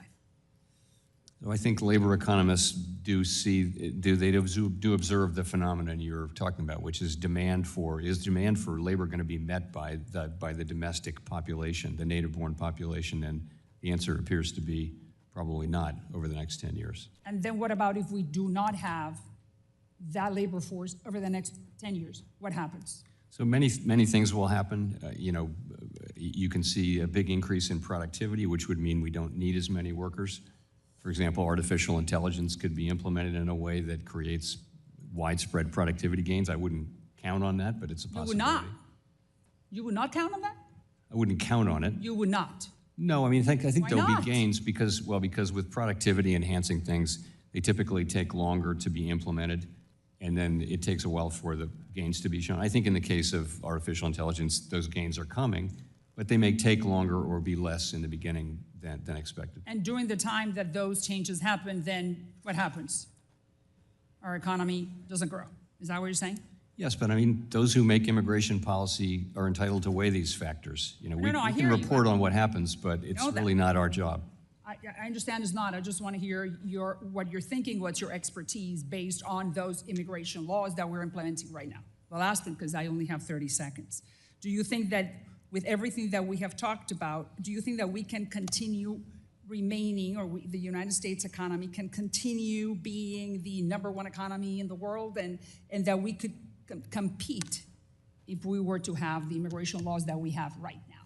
I think you could have, the highest per capita earnings, but if you're talking about the aggregate output, then, population growth may be a constraint. Now, which one of the two is more important? Gentlewoman's time has expired. Good question. Well, you can, I think you... Gentlewoman's time has expired. All right. Let me turn to the ranking member of the House Intelligence Committee, Mr. Himes, for 5 minutes. Thank you, Mr. Chairman, and welcome, Chairman Powell. Let me start by thanking you for your careful keeping in your lane and steering clear of fiscal policy, and in particular for your stalwart defense of independent monetary policy. You're getting pressure from very powerful places and lots of kibitzing from lots of members on the interest rate question, and most know better that our independent monetary policy is the very bedrock of our economy. So thank you for that. Mr. Chairman, I want to talk just a little bit about some of the technical matters associated with energy prices and inflation, because obviously turmoil in the Middle East has sent oil prices swinging wildly, with West Texas Intermediate in the last month or so being anywhere between $61 and $75 a barrel. We recently saw the Iranian parliament vote to close the Strait of Hormuz, which currently handles around 20 million barrels a day, a fifth of global demand and a little bit more in terms of natural gas. Chair Powell, you said last week that conflict in the Middle East in the 1970s resulted in very large inflation shocks. In contrast to the 1970s, today the United States does not import most of its energy. We call ourselves energy self-sufficient on a net basis. But I hear the argument made that I think is wrong, that because we're energy self-sufficient, somehow we are insulated from global energy market prices. Can you comment on that? Is there any validity to the notion that we are not, American consumers of energy are not subject to global swings in energy prices? Yeah, so the price of oil is set globally, right? And I think if you go back a few years, the thought was that when the global, we had a natural shock absorber, which is that we would just drill more. And that we would, if prices went up, we would drill more. And so you wouldn't have these sustained price shocks that we had during the 1970s and the original OPEC era. I think that is actually in question now because, the oil industry in the U.S. is being much more careful and focused on return on investment than they were, having been burned with overcapacity. Right, and I mean, yeah, in the long run, you can invest in additional extraction technologies, but this does not respond to day-to-day spot prices. So not quickly, the point I'm trying to make is that the conflict in the Middle East, if it resulted in $120 barrel oil, which is where oil was in 2022, that would have a fairly substantial inflationary impact on the American household. Is that correct?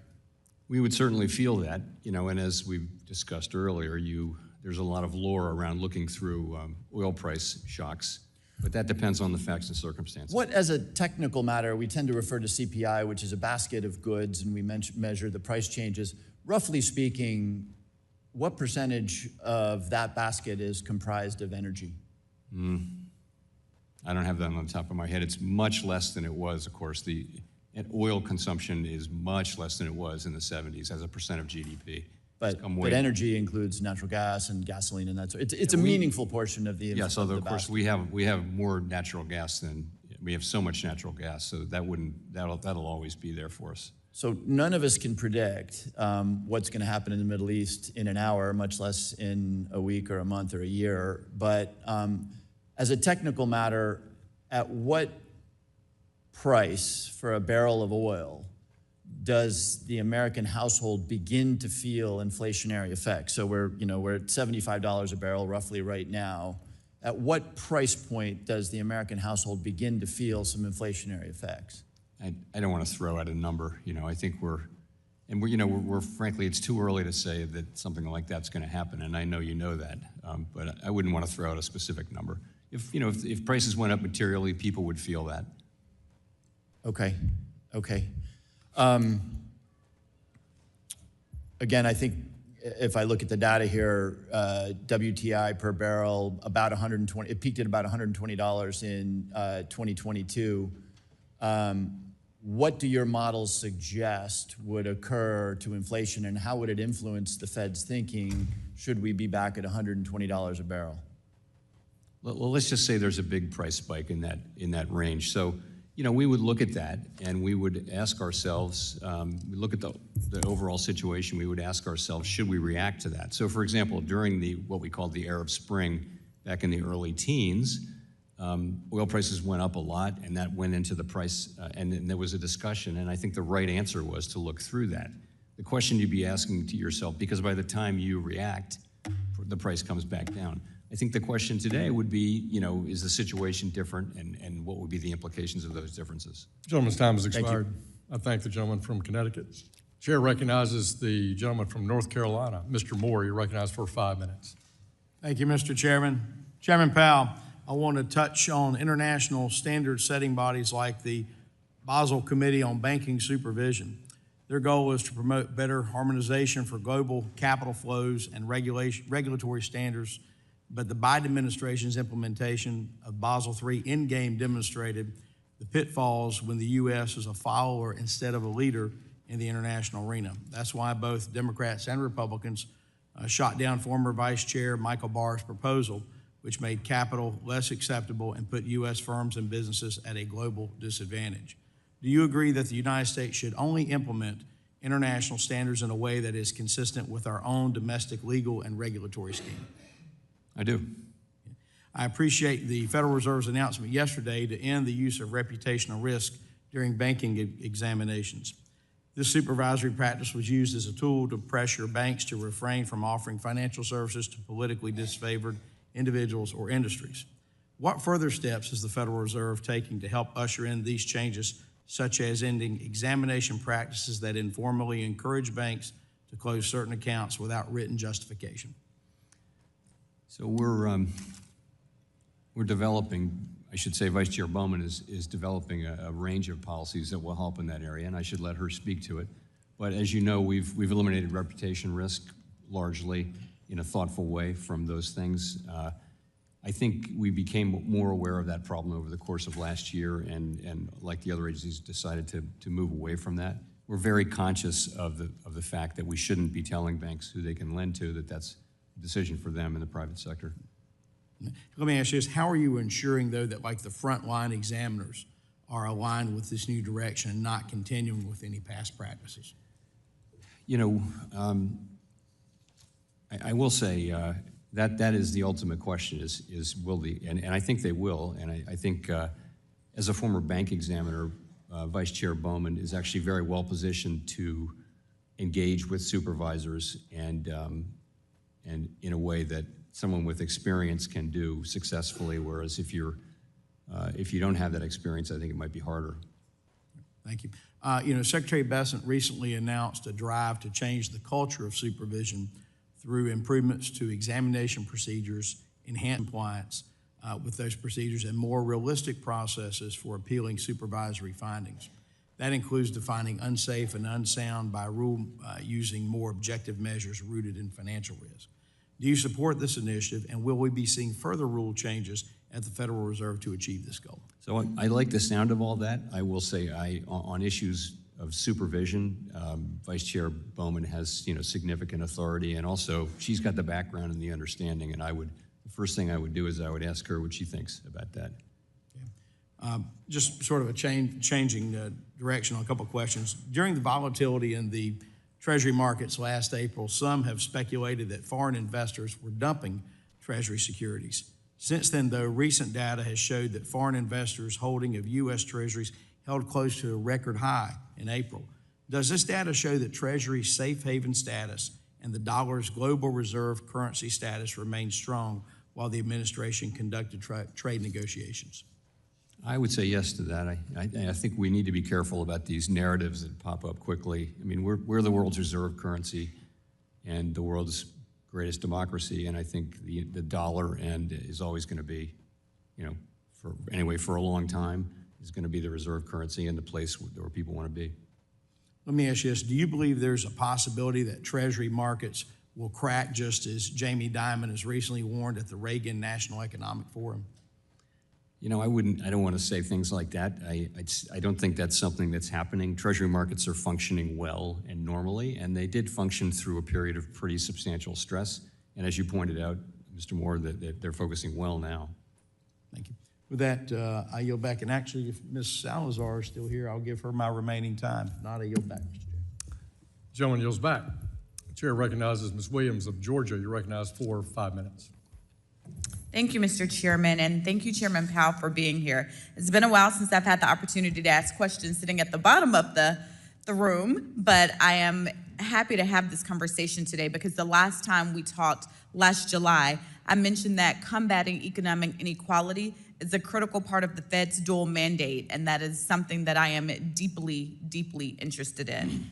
Back then, we were talking about how we can get everyone in our economy to have the opportunity to contribute to their fullest potential, because that's how we get our economy firing on all cylinders and work to continue to close the racial wealth gap, which my home city of Atlanta continues to lead the nation in.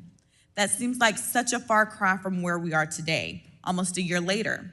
Forget our economy firing on all cylinders. Now our economy and our nation seem to just be on fire.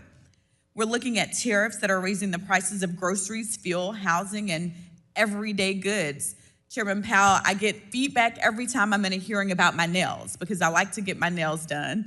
And my nail tech told me about the increase in cost of so many of the different products that would be used just for me to get my manicure monthly, because tariffs are frightening so many of our small businesses, which we know are the backbone of our economy. And so it's hurting my community in Atlanta.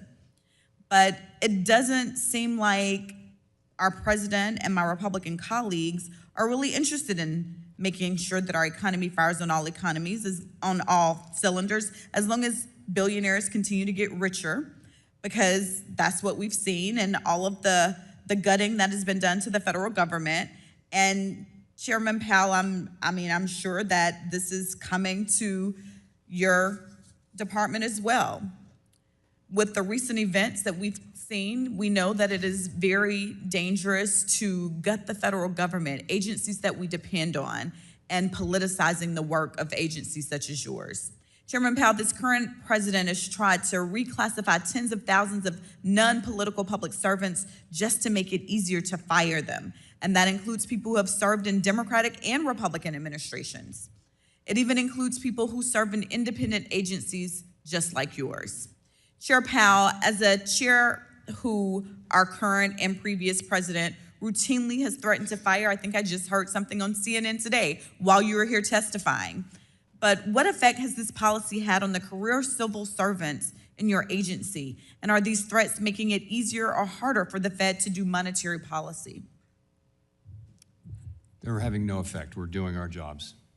You're doing your jobs. I appreciate you doing your job, even when it might not be easy. It is important to tune out the things that you hear on the media, because I hear it every day representing a district that has a lot of federal employees, a lot of people who work at your agency. I hear from people all the time. Thank you so much. And not only do I have thousands of federal employees in my district, but my district has one of the widest racial wealth gaps in the country. Much of that has to do with our worsening housing crisis. And unfortunately, as we've seen with the past 6 months, this administration has been focused on this big billionaire bailout bill, gutting HUD, and releasing a budget that does not help the supply of fair and affordable housing nationwide. Now we've heard the president talk about having the power to control interest rates. In your opinion, Chairman Powell, what would you expect the effects would be on the housing market if the president were to lower interest rates without addressing the housing supply crisis nationwide? Sorry, if he were to what? If the president has talked about having the power to control interest rates. In your opinion, what would you expect the effects would be on the housing market if the president were to lower interest rates without addressing the housing supply crisis nationwide? Honestly, it's not our job to speculate on things the president might do. So what impact do interest rates have on housing access? Over the long run, they don't really affect housing supply. Assuming that rates will go up and down.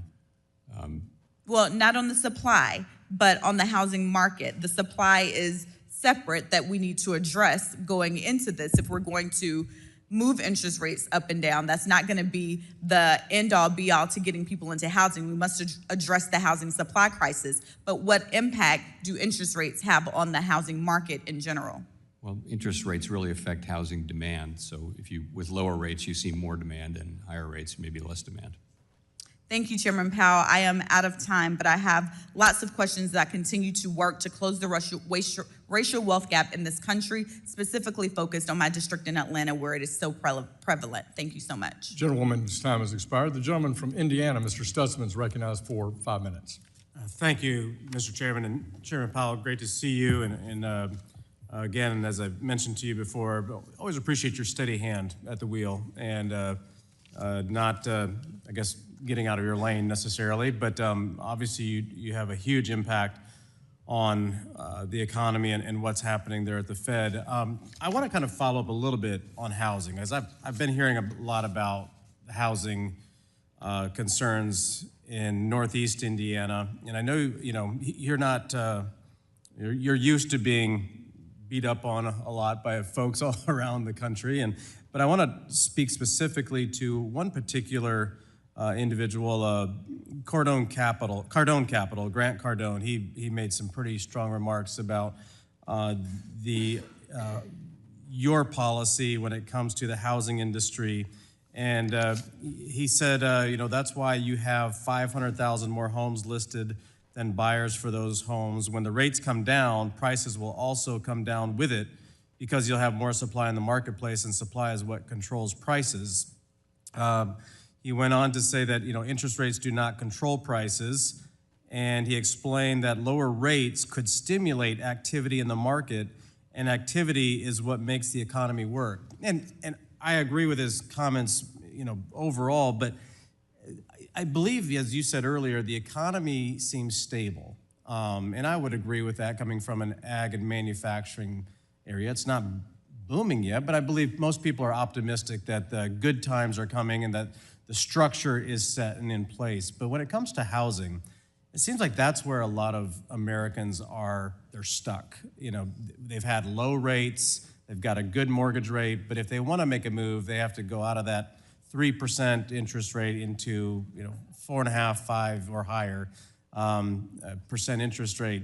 Thoughts on addressing housing, because their prices are up for sure, but there's no activity. The velocity is very slow. Would you like to comment on any of that? Sure.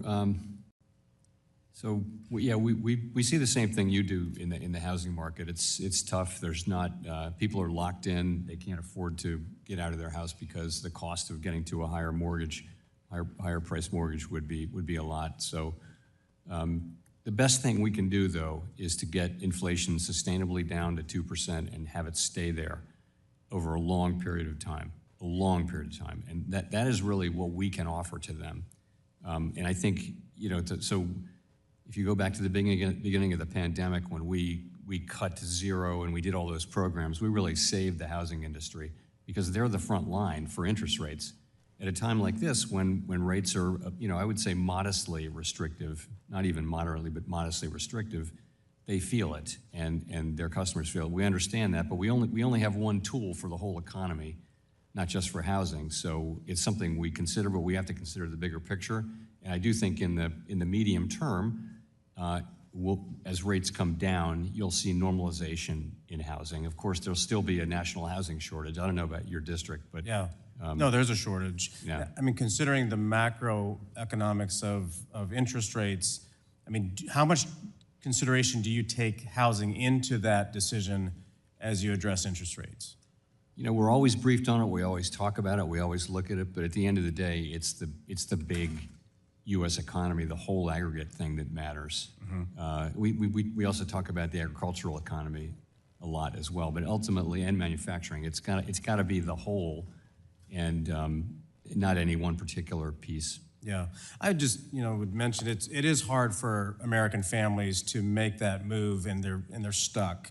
And so I would just highly consider ask you to consider that piece of it, because when Americans can't move and Americans can't upgrade or move laterally even, it really keeps the economy kind of holds the economy back a bit.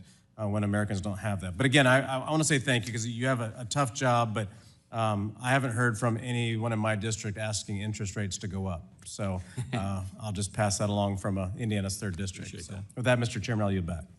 Gentleman yields back. The chair now recognizes the gentleman from Colorado. Ms. Peterson is now recognized for 5 minutes. Thank you, Mr. Chairman, and great to see you, Chair Powell. Thank you so much for being here today. I want to thank you for your long service to our country. I know that you've served under many Democrats, Republicans. You've always been nonpartisan and done your job to put our country first, and we appreciate your steadfast leadership. And if you are not reappointed, it will be very missed here. I have some concerns when I think about, I know you've touched on this a little bit through the questions today, but around the independence of the Federal Reserve. Your job, no matter what president you served under, Republican or Democrat, was to make sure that this was not a political position while you brought news that some would not be happy about because it reflected what you had to do to address inflation.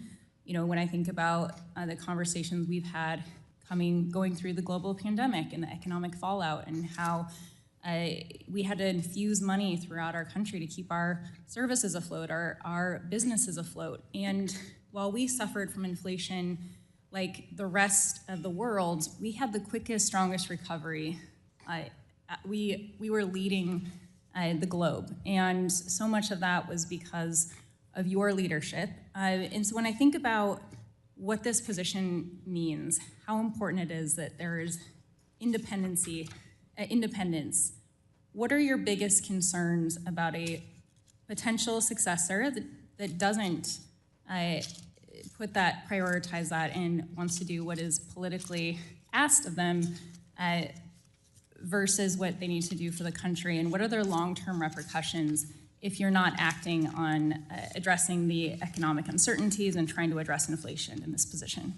So I wouldn't speculate on that, but I would say, you know, the credibility of the Fed on price stability is very, very important. People believe that we will bring inflation back down to 2% over time.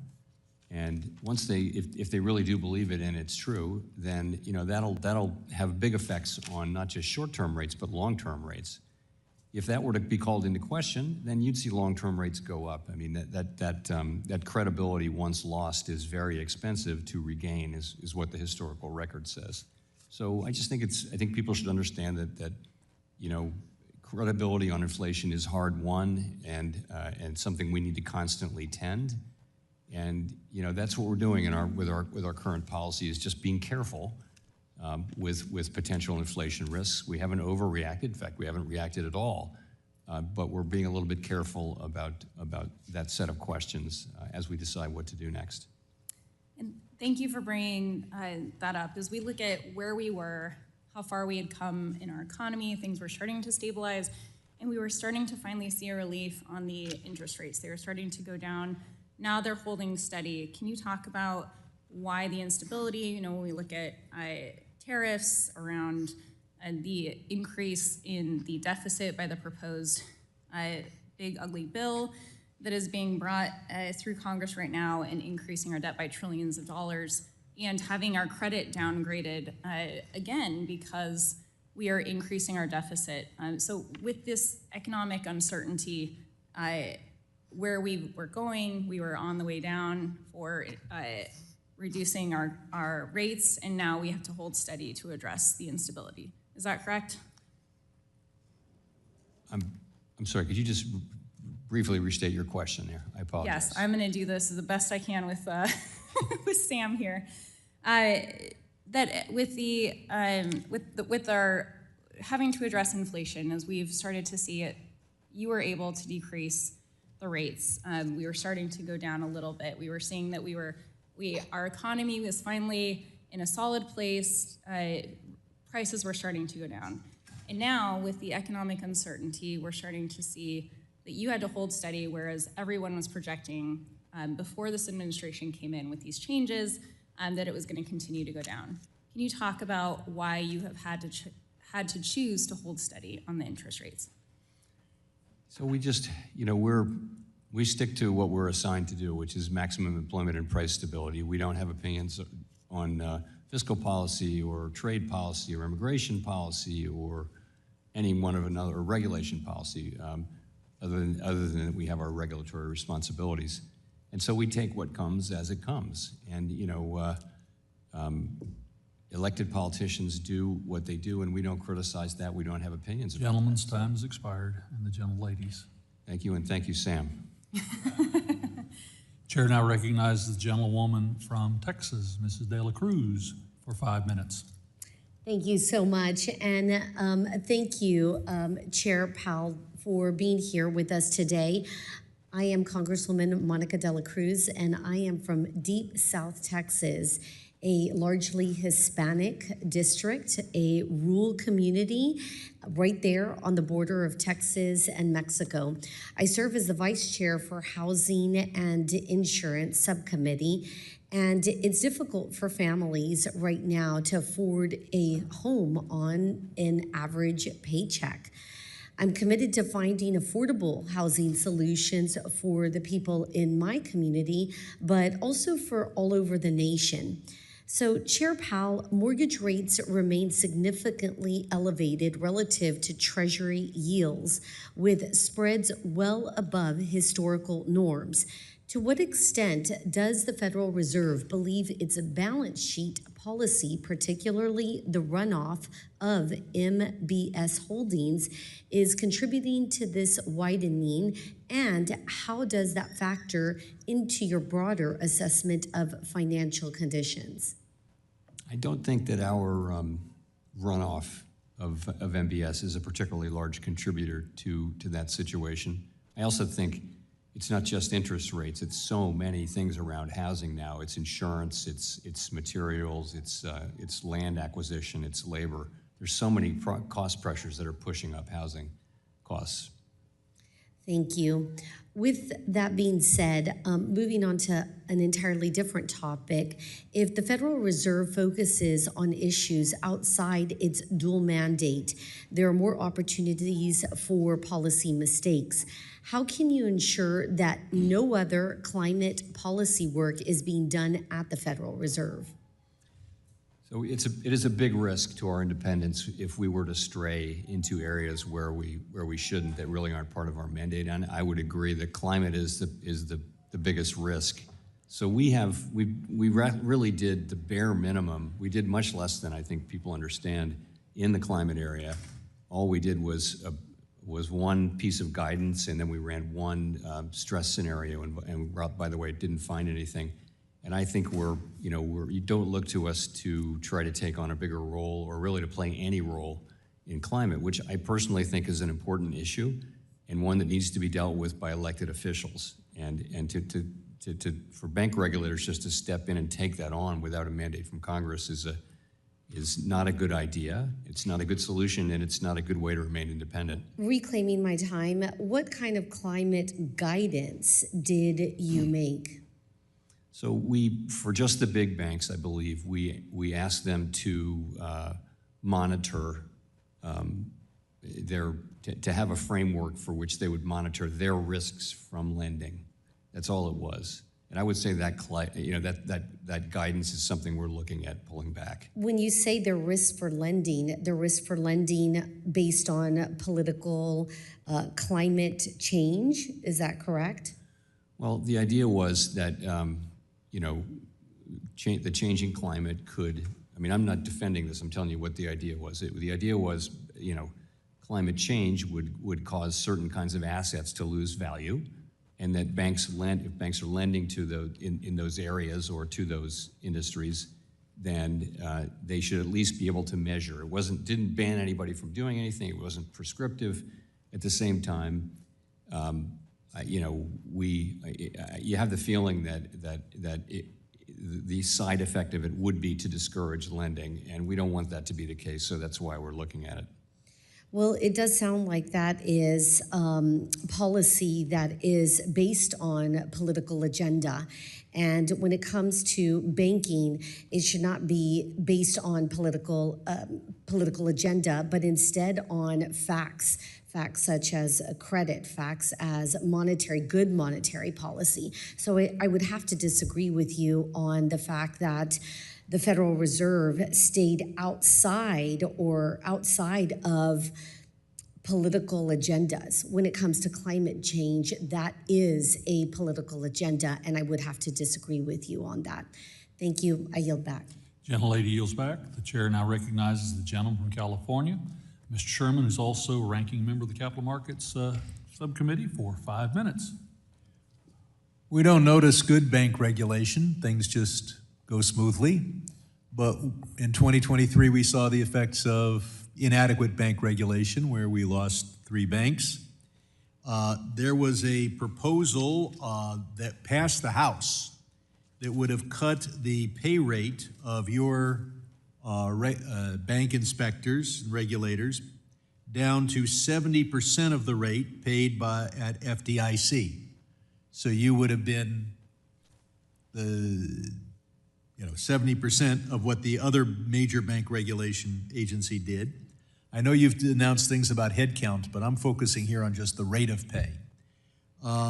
Fortunately, we were saved by not Superman, but Superwoman, Elizabeth McDonough, the Senate parliamentarian. But what effect would it have had on our ability to have good bank regulation if you had to go to all the folks in doing bank regulation at the Fed and say that their pay is going to be cut to 70% of the rate of pay over at the FDIC? Would have made made it harder for us to attract or to retain personnel. It also would have knocked down something we've had for 90 years, which is a sort of a moat that allows us to take care of HR issues on our own without Congress. Gotcha. I've got a couple of questions I'd ask you to respond for in the record. The first is Section 899 of the big ugly bill, big beautiful bill, whatever you want to call it, enforcement of remedies against unfair foreign taxes. What this does is it imposes a tax on those residents of about 24 foreign countries should they invest in the United States, including in our treasuries. And we're trying to attract capital from abroad. This is to push out capital abroad. It doesn't affect China. It just affects 24 of our friends, particularly in Europe. The other thing I'd like you to respond for is the record is the tariffs and the effect that that has not only on the inflation rate, but therefore on interest rates. And at your press conference, you said increases in tariffs this year are likely to push up prices and weigh on economic activity. And I'd certainly like to know more about that. The Treasury has our reserves, but you also have a liquidity fund, which I believe involves buying and selling foreign currencies. And so that begs the question whether if you're allowed to buy the euro, whether you're allowed to buy cryptocurrencies. And of course, the president has said that some agency of the federal government should have a strategic crypto reserve. Do you or your successors have the legal right to take assets of the Fed and buy Bitcoin or Trump coin? No, we don't, and we do not seek this authority. I hope very much that your successor is not someone who tries to stretch existing statutes and come to an opposite answer. I'd like to focus a little bit on when you came before our committee last, I guess, in February. I asked you if you would take a holistic look at bank capital requirements, including the risk-based capital ratios like Basel III Endgame and stress testing, to make sure that you don't have a contraction in the ability to provide credit to Main Street businesses, and you said you would do that. So my question this time is, how does the Fed plan to sequence the various capital requirement reform proposals that we expect to see in the coming months? In what order will you proceed with reforms on Basel III weight risk capital, leverage ratio, stress testing, and the GSIB service charge, knowing that these have interactive effects? Can you tell us what the sequence will be? So I really do. This is the heart of what the Vice Chair for Supervision is assigned to do, is to bring proposals to the board. And I read that as giving her she's the one who will decide that sequencing. You're right there. There are many things, and it's really up to her to decide what's the timing, what's the priority. And I don't actually know exactly what she's only been confirmed for a couple of weeks, so we're just getting going. With you as the head of the agency, even if she is supposed to decide the sequencing, that your agency would tell us what the sequencing is going to be and understand how important it is for people to know what the order, those various regulations Gentleman's will time have, has and I expired. yield back. Gentleman yields back. The chair now recognizes the gentleman from Iowa, Mr. Nunn, for 5 minutes. Well, thank you, Mr. Chairman, and thank you, Chairman Powell, for joining us again here. We have a saying, you know, Iowa is nice, kind of boring. We want our Fed chairman to be just the same, and you're doing a great job at that. We appreciate it. Thank you. Nothing against boring. We like that too. Look, you have a lot of great staff that come from Iowa as well. I appreciate you having them on your team. We also want to recognize the fact that, you know, folks in Iowa are still feeling the challenges of the last 4 years. We're middle America. It is the heartland of the country, but it also means that impacts that change things on the coast don't always get felt the same way in the Midwest. And so as a result, folks are stretching every dollar as they face everything from higher grocery prices, eggs, to trying to buy just that first car or even maybe that first home. And interest rates to them matter as they do everywhere else, but they're even more. Now, I will offer, the president has made great strides in making progress for Iowa families, and wage growth is moderating nationwide. Many Iowans still feel, though, that inflation spikes impact them.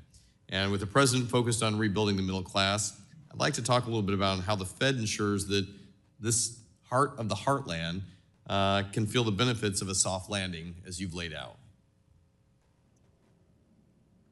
Oh, you're asking me how you will feel the benefits of the well, I would think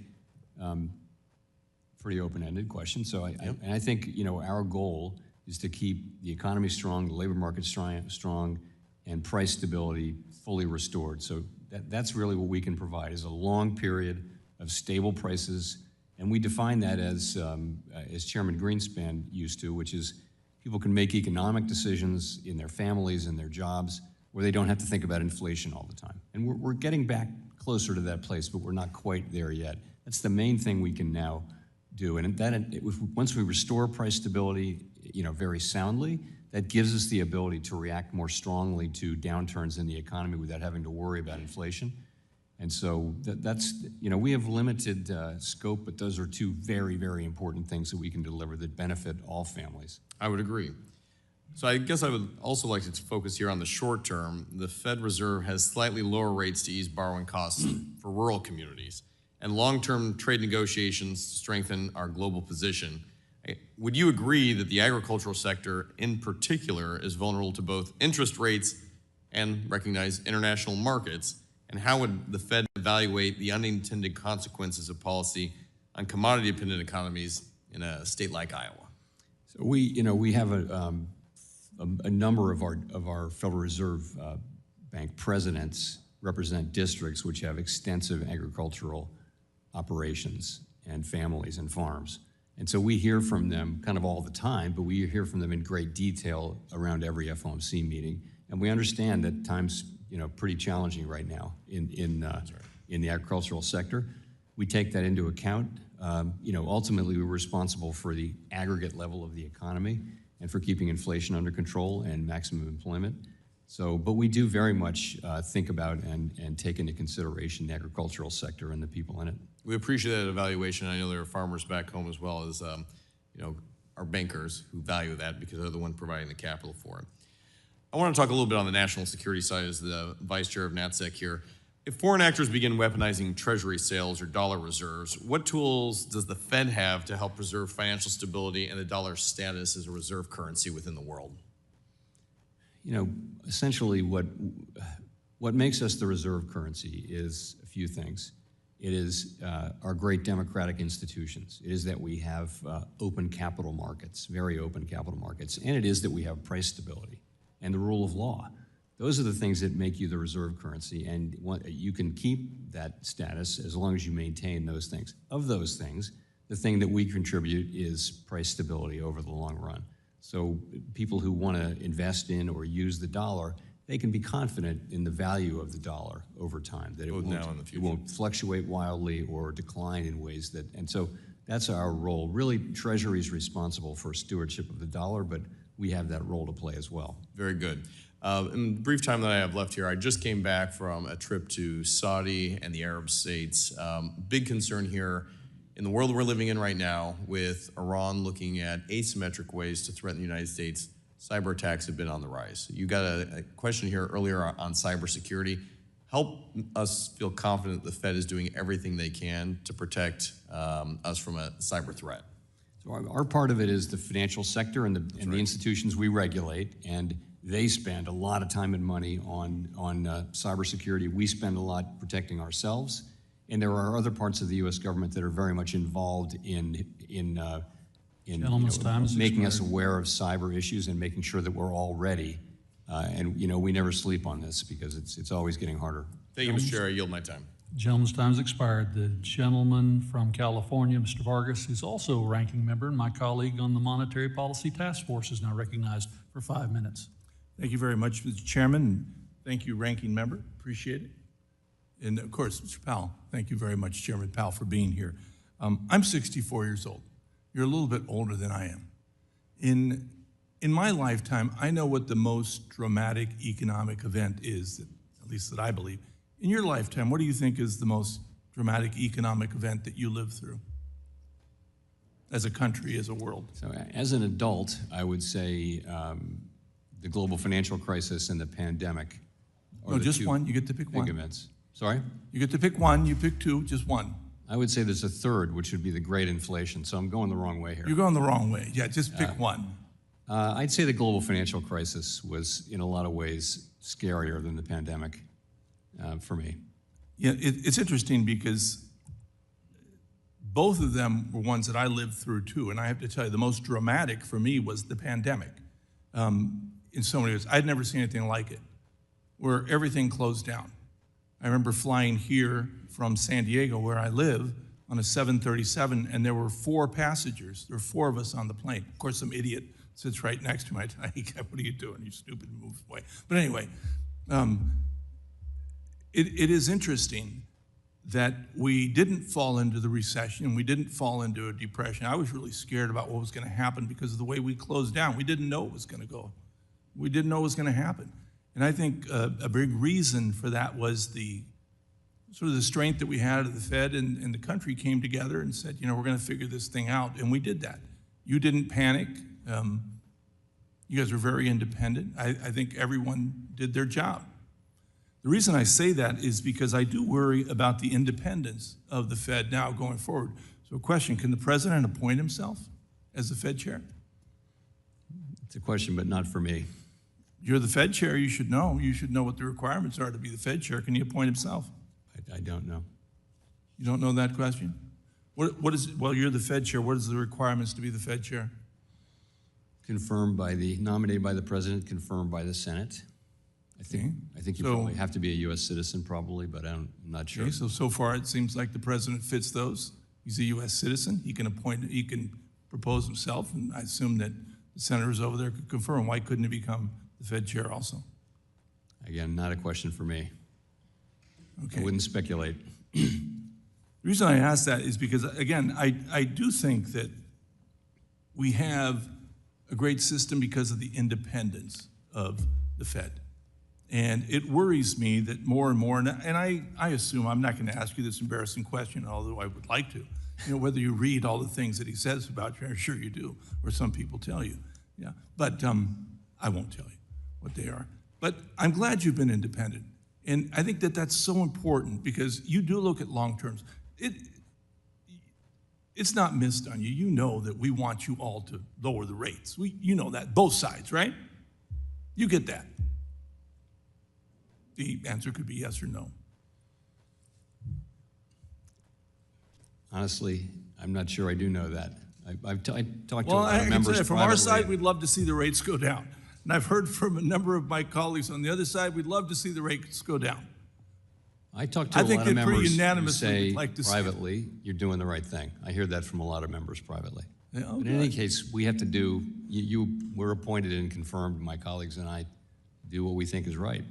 That's exactly right, and that's why I say it, because I think it's not lost on you that we all want the rates to go down. In fact, it's really real when you say, someone's locked in at 3% at their house, their interest rate, so they don't want to move and get a 7% rate. I mean, they don't want to pay that. That's real.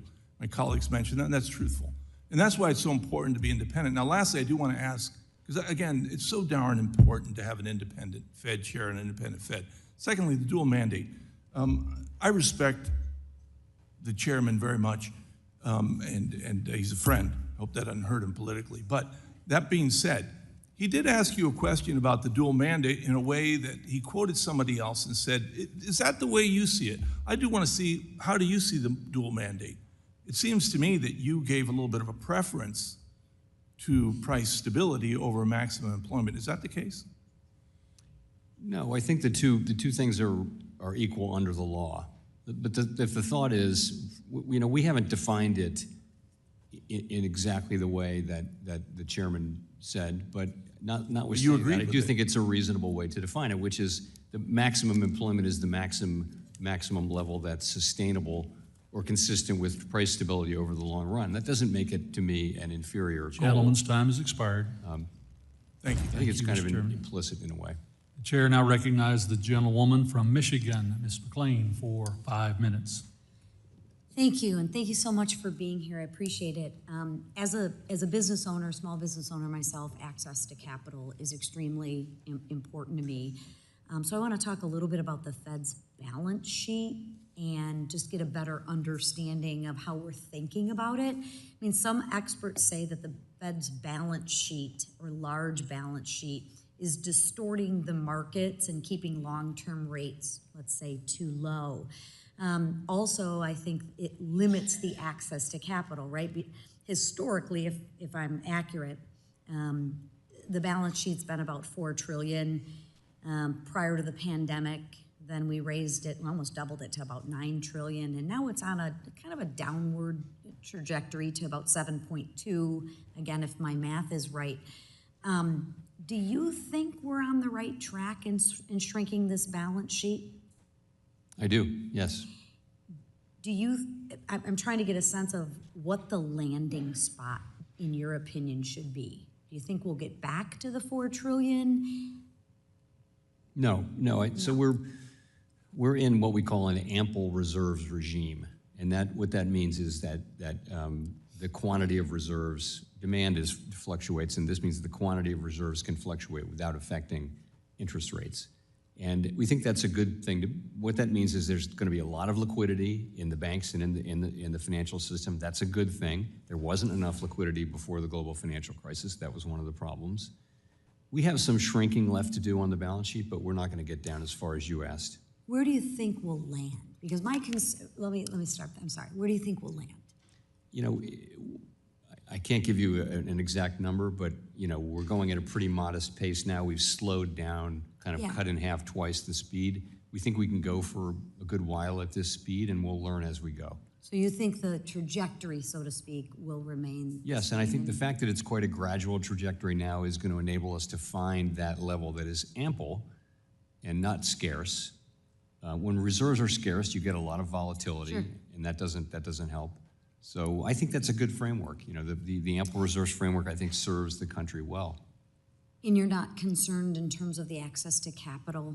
I mean, as a business owner, that's what I look at is I got to be able to get capital, and some people are saying, we're really hanging on to our cash. I think honestly, I think if you took the trouble to go back to a much smaller balance sheet, it would have no effect whatsoever on capitalability for companies.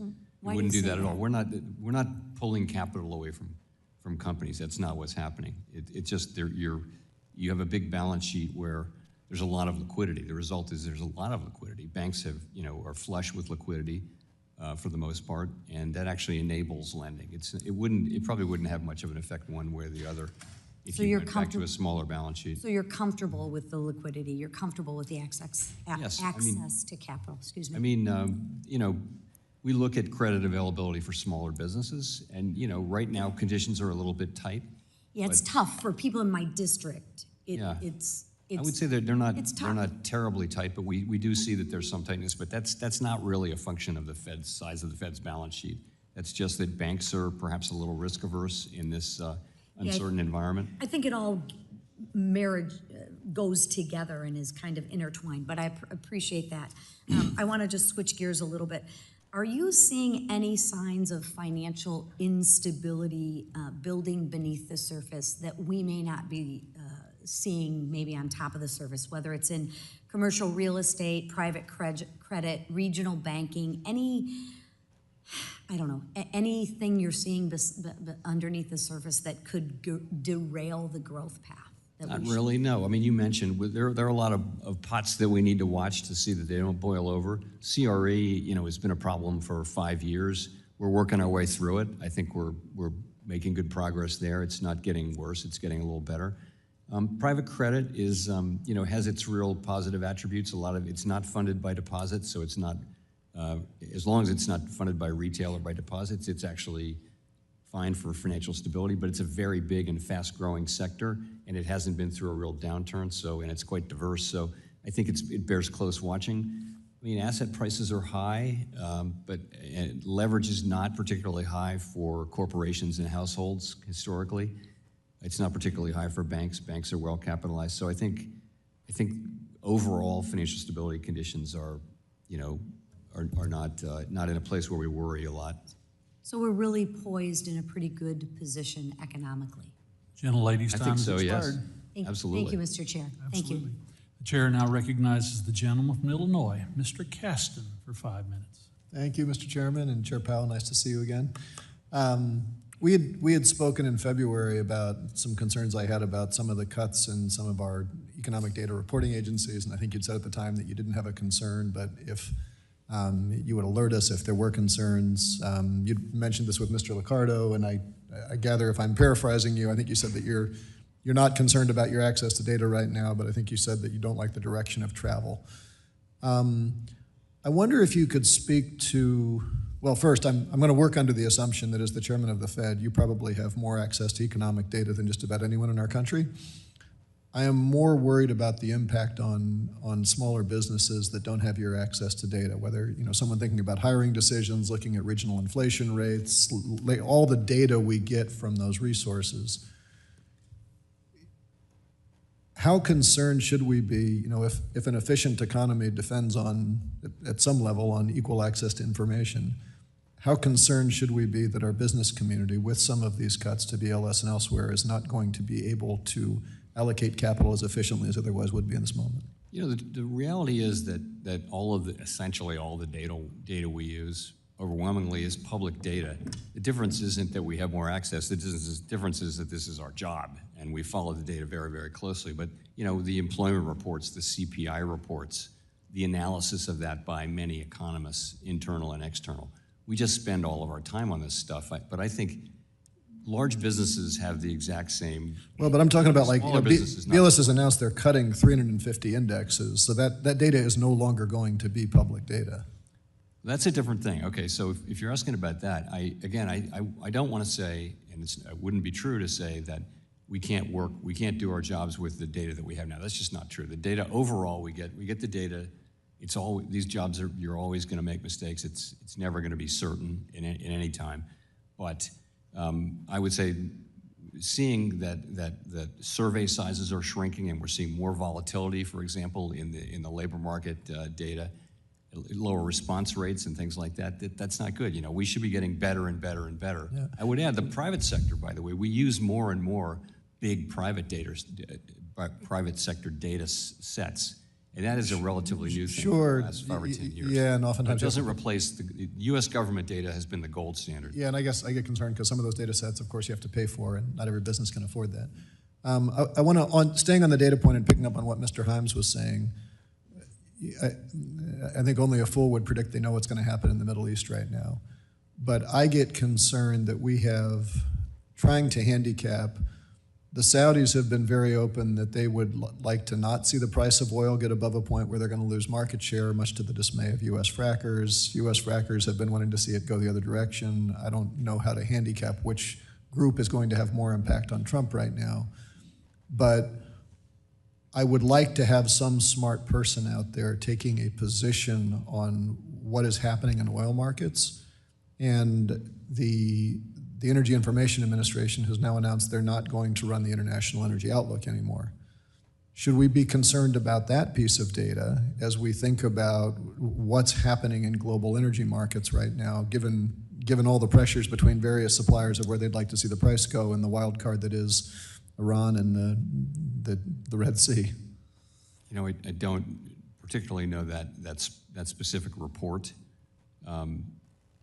You know, I know there are many entities that do data analysis around energy and oil and the availability of it and the price of it and all those things. So I can't speak to that one report.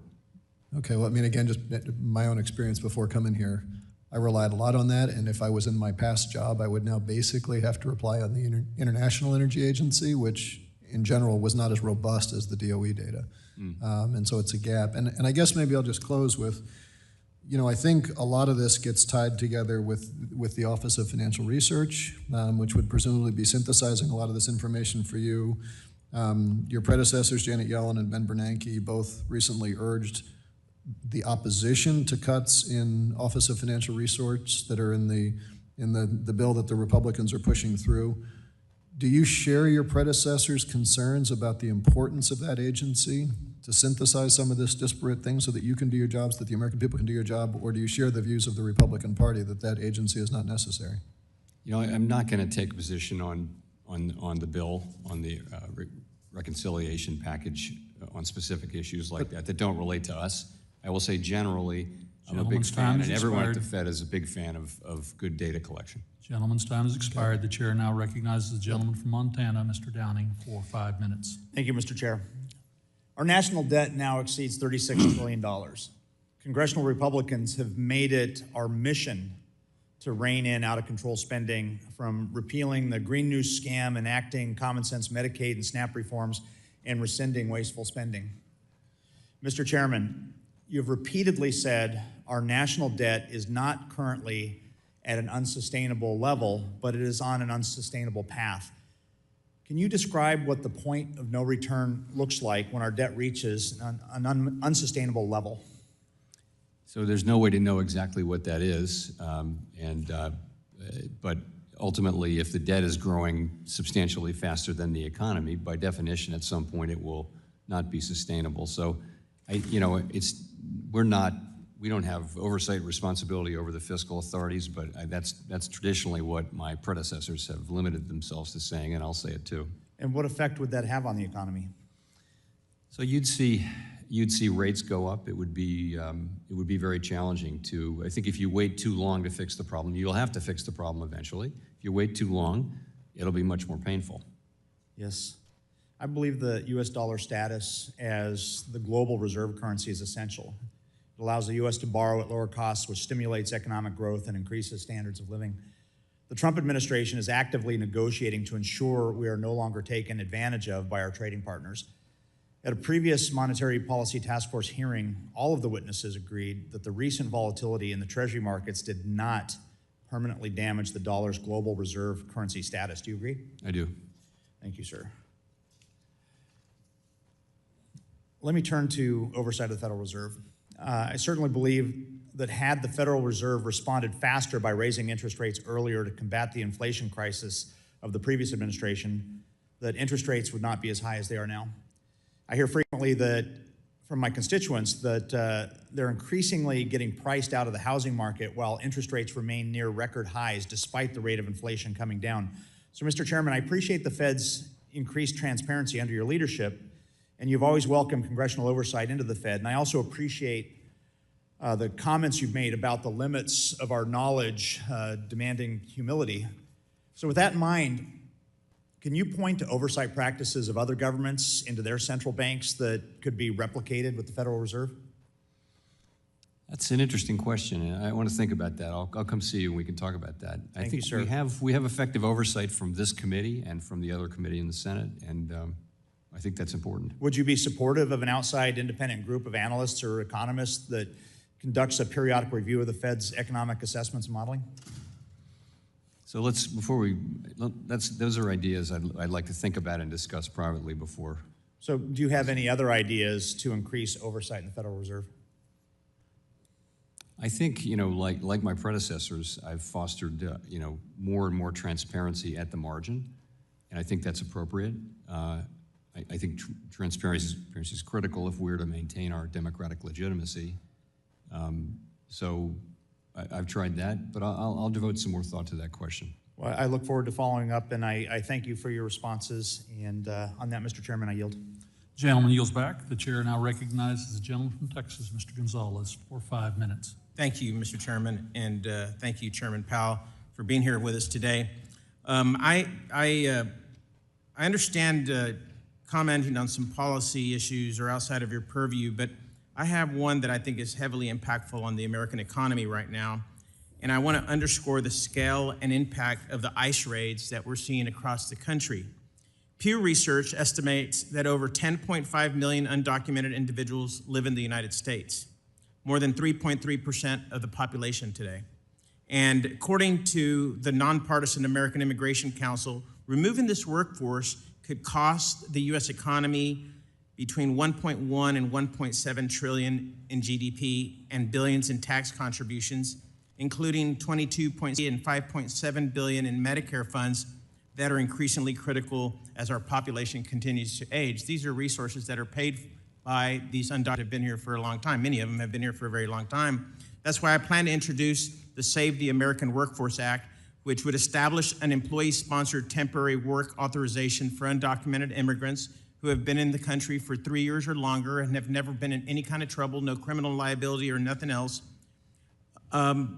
Additionally, last week I sent a letter to President Trump urging him to halt indiscriminate deportations and issue an executive order that would do exactly what my bill does to protect American businesses that need a workforce. We have something, the last I heard, I think we have 7 million open jobs. We have a record low unemployment, which is great, but we have 7 million open jobs that we cannot fill by American workers.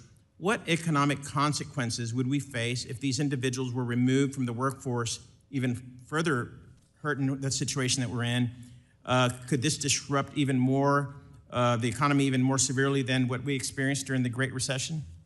So, as you might expect, Mr. Gonzalez, immigration policy is just not for the Fed to comment on or to, let alone make, and so I'm reluctant to engage with you on that.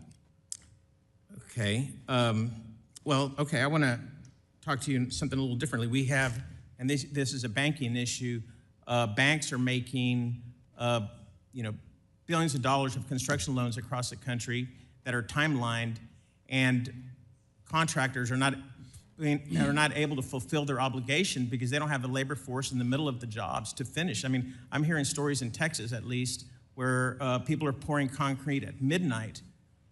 Are y'all having any kind of conversation with the administration on how this could impact the economy and our GDP? So we have very deep connections all over the country through the reserve banks, and we hear some of the same stories. But for us, we're not the policymakers here. We don't report this to the administration. We don't just publicly have a view on it. It just is what it is. So yeah. Our responsibility, maximum employment, price stability, many other factors affect those goals, but we don't make those goals. We don't make the policy in those extraneous areas, which include things like energy, for example, or immigration, or fiscal policy, or any number of things. We try to stick to our knitting because that's how we remain independent. We're living such unconventional times that I would love to have that. It would be great if y'all were having those conversations in the administration. But moving on, the U.S. dollar has also long been the world's dominant reserve currency, but that position is facing growing pressure. As of 2024, BRICS nations led by China and including Brazil, Russia, India, and South Africa have stepped up efforts to reduce their reliance on the dollar in global trade. China, for instance, has expanded the use of the yuan in energy transactions and cross-border payments, while BRICS is actively developing alternative payment systems that could erode the dollar's global role. At the same time, inconsistent and unpredictable economic policies from the White House have contributed to a drop in the dollar's value, now at its lowest level in 3 years. What risk does a weakening dollar pose to our economy, particularly to U.S. borrowing costs, inflation, financial stability, as China and BRIC nations expand their efforts to challenge the dollar's global dominance? So, by long agreement and custom and tradition, the Treasury Department has responsibility for the dollar and dollar stewardship. I would say we also, are involved in payments policy, and we're very aware. We and the other major economy central banks are very aware of other payment developments, and working on ideas to make sure that the payment systems that support the dollar and other other major currencies of the democracies are well supported by that infrastructure. Thank you. I yield back. Gentleman's time has expired. The chair now recognizes the gentleman from Florida, Mr. Ardopoulos, for 5 minutes. Thank you very much, Mr. Chairman, and thank you, Chairman Powell, for being here today and answering these questions for us. It's very much appreciated. Looking back over the last few years, I think the question a lot of people have been asking me as they really were suffering through the challenges with higher prices across the board. I know they got as high as over 9% inflation in 2022. And there was a lot of discussion about, was it Ukraine, was it transitory, was it post-COVID? What was the reason? As you look back now in those years, and this is your field of expertise, if you look back and you're teaching a history class, what would you blame the increase in prices on back at that time period? So I'll start with the fact that it was extremely global. So we saw there literally was a point at which not a single country in the world had inflation 2% or below. So it was everywhere. So you have to look to common factors. And I would say that the pandemic and the closing of the global economy and then the reopening of it, in all cases with some support, that's a big part of the story. Clearly, though, there's a role in that for fiscal policy. There's a role in that for monetary policy. And I like to think all of those factors were involved. And but when it happens everywhere in the world, you can't look to one thing. You got to look to a common factor, and I think that common factor is what happened around the pandemic. Sure, good. And build on that idea. I hate it Monday morning quarterback, but if you had to do it over again, you had this opportunity. As you know, the rates stayed pretty flat in 2021 as inflation creeped up. What would you do differently today if you had the opportunity to look back and make some changes? I have perfect hindsight in this. Yes, sir, if you had it, yeah. Sure. So I would have raised rates a little earlier. I honestly don't believe it would have made much difference to the outcomes, but we would have looked a lot smarter. But that's something I would have done. The other thing is, ultimately, we did get all the way back to 2% inflation just about without having a big increase in employment. So that was not at all expected. So I don't know how that would have affected my behavior, but somehow things really came out much better than everyone had anticipated, was that it would take high unemployment to restore inflation, but it didn't. And the other pressure point that I hear a lot of people talking about is this idea of the tariff issue. I've heard for months now that the sky is falling, but it seems at this point at least that the inflation rate is pretty steady. And how many months of steadiness do you need before you might look at an even larger rate cut from the 4.33 I think we have today? Yeah, so you're right. Inflation, the non-tariff parts of inflation that we've been working on for 3-4 years are behaving really well. And that was our forecast, but it's good to see it coming true. I would say we expected that tariffs take a while to work their way through the distribution chain, several months. And I would say we would expect to see meaningful effects, kind of June, July, August. And if we don't, we'll be learning something. We have a highly adaptive, flexible economy, and it's certainly a possibility that the tariffs that we expect will come through in a much smaller level. We can't know that until we actually see it, but I think we'll be learning as we go, and if we see that, then that would lead us to want to cut earlier.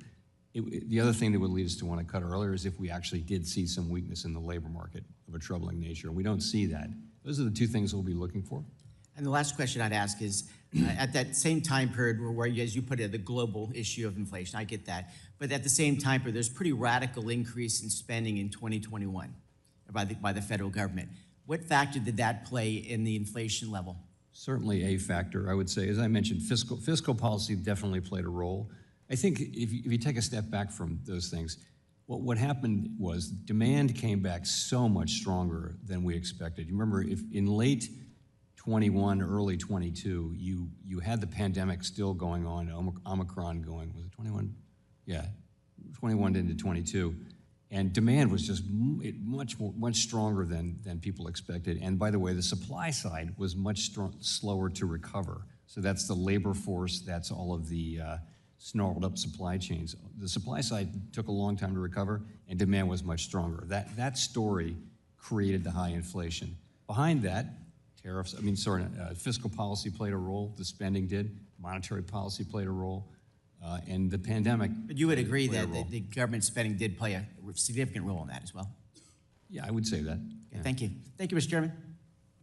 Gentleman yields back. The chair now recognizes the gentleman from Illinois, Mr. Foster, who is also ranking member of the Financial Institutions Subcommittee for 5 minutes. Thank you, Mr. Chair. Following up actually on Rep. Gonzalez's line of questioning, so in addition to your dual mandate, do you believe that that preserving the U.S. dollar and the primacy of the U.S. dollar is part of your job description? I think it's something, it's not formally part of our job, but yes, it's something that we care about, and we certainly wouldn't want to undermine that. But that's really, Treasury has the primary role around the dollar. That's been the case for some time now. Yeah, I was just wondering how you deal with the sort of worldwide drop in investor confidence in dollar-denominated assets. Frankly, due to a president who kind of disregards conventional economic theory and whose answer to nearly every question seems to be, well, I haven't decided yet, or maybe I'll give you an answer in a couple weeks. Maybe I'll just comment, it must be challenging. Now, one of the things I've been very concerned about is, in terms of the job market, is artificial intelligence and the coming impact there. We're seeing predictions by the leaders of the leading AI firms that within 1 to 2 years, a majority of entry-level white-collar jobs will be gone. And there are products that are being released to market that propose to do pretty much exactly that, and I anticipate pretty high uptake of those, things to essentially eliminate back office operations in small businesses, things like that, or intermediate-sized businesses. And we're already seeing layoffs in the big tech firms. Microsoft had a big round of layoffs where 40% were computer coders and maybe another 20% supervisors of computer coders. And so I was just wondering, what sort of analysis is the Federal Reserve doing about that job shock, and how is it going to affect your dual mandate when it lands, perhaps as early as the next year or two? So I think economists everywhere are doing work analyzing the potential implications of AI for employment, and some of the very things that you mentioned. And we're certainly both consumers and producers of that kind of research. And I don't think anybody, I certainly can't make any positive statements with great confidence about what will happen, but there's certainly a possibility that, at least at the beginning, AI will replace a lot of jobs rather than just augmenting people's labor. Over a long run, the history shows that generally new technology raises productivity and creates new jobs over time, but it can be disruptive in the very short term. And AI, anyone who's been exposed to AI has to be kind of stunned with what it's capable of. And if you think, oh, this is just the beginning, they say that 2 years from now, the things you're looking at will be left behind by the continued development. So I think it is certainly everything you would want in a transformational technology, and I think the unknowable, but certainly to be important effects on the labor market. And I hear the same things you mentioned from CEOs, that they can see a way to significant reductions in employment, but I don't think we know that. Yeah, but the question is, are you developing a playbook for this shock? Part of your job is to look at tail risk, and this is probably not even a real tail risk at this point. A lot of the CEOs think it's more probable than not. You're seeing law firms just not hire the same number of junior associates just across the economy. Are you actually developing a playbook in case the shock is real, and what you may or may not be able to do with monetary or other policies? The playbook is really in your hands and in the private sector's hands. We will be trying to maximize employment, and that will be what we do. And we'll try, at the same time, we maintain price stability. Yeah. So we don't have the tools to, you're talking about transitioning people into new jobs and new lives. And Before AI wipes out those new jobs you're retraining them for. Yeah, okay, well, but think about it. I urge you to think about it and what you will do if that job shock hits. So last week, Fed put out a request for information on ways to mitigate check and payment fraud. Despite a decline in the use of checks, check fraud is really very prevalent. And I was happy to join Chair Hill in sending you a letter and other banking regulators, as well as FinCEN, urging action. Can you summarize what you have in mind doing in response to that letter, or what you've learned when the outreach that resulted from it? So this is on the check fraud thing. I just know we just started a request for information, and I think we're starting a process of gathering a bunch of information, and really focusing on that issue. Okay, and if you could say what you're actually going to do in response to that. Gentleman's time has expired. Thanks. Thank you. Yield back. Gentleman yields back. I now recognize myself for 5 minutes. Chair Powell, we've discussed this several times before, but the issue remains, so I continue to raise it. I sent you a letter several months ago urging you to seek public comment and permanently revisit the SLR and ESLR, particularly given the constraints current calculations places on market participants' ability to intermediate in the Treasury market. I'm glad to see that you're meeting tomorrow to discuss the issue. And I know you've discussed this with Mr. Flood, but I want to clarify a couple of things. The last time you testified before the committee, you said you were concerned about the levels of liquidity in the Treasury market, and that one obvious thing to do would be to reduce how binding the SLR on intermediate capacity. Are you considering changes in the SLR and ESLR, and will you consider exempting treasuries and reserves from the SLR and ESLR? So I do think we've effectively raised the capital tax on all kinds of intermediation activities, and that certainly includes Treasury market activities. So I've long favored leverage ratio reform, and so we're putting out a document for comment, which will seek comments on one particular proposal and alternatives to that proposal, as I mentioned earlier. Which I think answers my next question, which will you look at changes at the leverage ratios that constrain a bank's ability to participate? Yes, that's the idea. In your view, would allowing netting mechanisms for derivatives on treasuries encourage participation in the market? And would you consider looking at that with your prudential counterparts? This is for derivatives? Mm-hmm.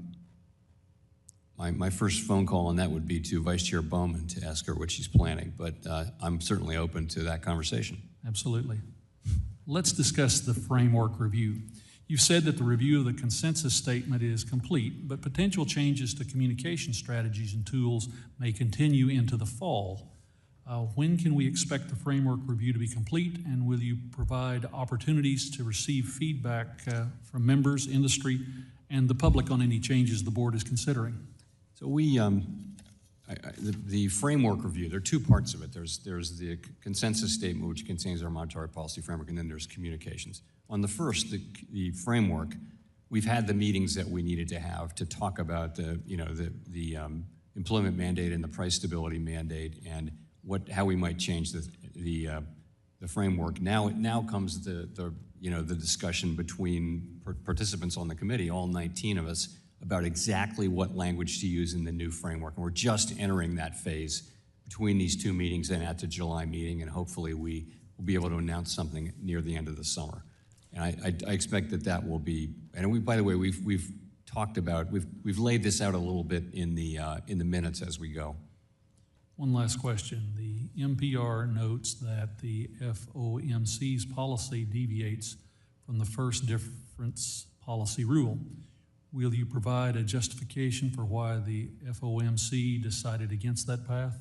Against the first difference rule? Mm-hmm. Well, as you probably know, there are 5 rules that we talk about there, and the first difference rule is the one that calls for a price hike.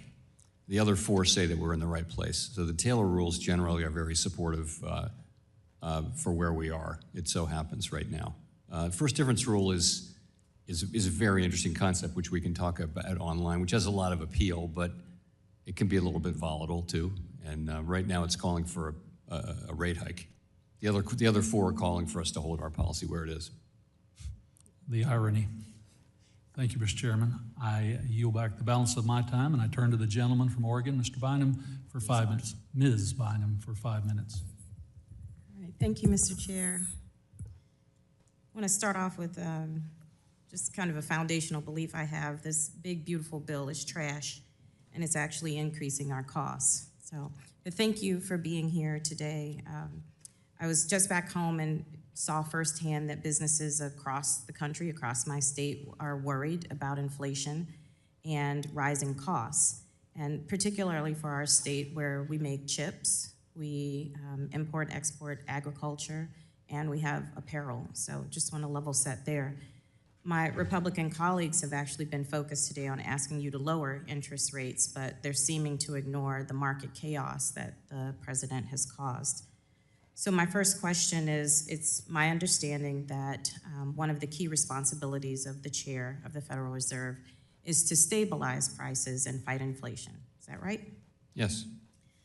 By my count, the President Trump, has changed or announced a new tariff or a delay of previously announced tariffs 19 times. And so has the president's ever-changing tariff made it easier or harder to stabilize prices and fight inflation? So I by practice, never comment on things the president does or says. Has the administration's policies on tariffs? Or the administration. Has the change in policy on tariffs made it easier or harder? So it's not up to us to judge these changes. These are things that elected politicians get elected and do, and it's just not our job. You know, our job is to provide stable prices and maximum employment to the public, and that's what we do. So we do expect there will be a set of price increases from, some of the price increases from tariffs will flow through to the consumer. We don't know whether that will be persistent or how large it will be, and so right now we're kind of in watch and wait mood until we have a better sense. Is your sense that back to school will be affected, the holiday season would be affected? You mentioned it a little bit earlier on how you didn't say the exact time frame, but you thought maybe a few months we would start to see changes from I think tariff we're going to be impacts. learning as we see. We'll get before the July meeting, we'll get a inflation report well before that. And, you know, we're going to be looking to see, we expect to start to see meaningful increases through the goods channel. And if we don't see that, then that'll be telling us something. We'll be learning from that. And by the way, we'll also be looking at the labor market. If it weakens unexpectedly, we'll be looking at that too. We will continue to adapt to the evolving situation as we have been doing. Thank you. So what market conditions would make it so that the Federal Reserve would be able to lower interest rates, which would also lower costs?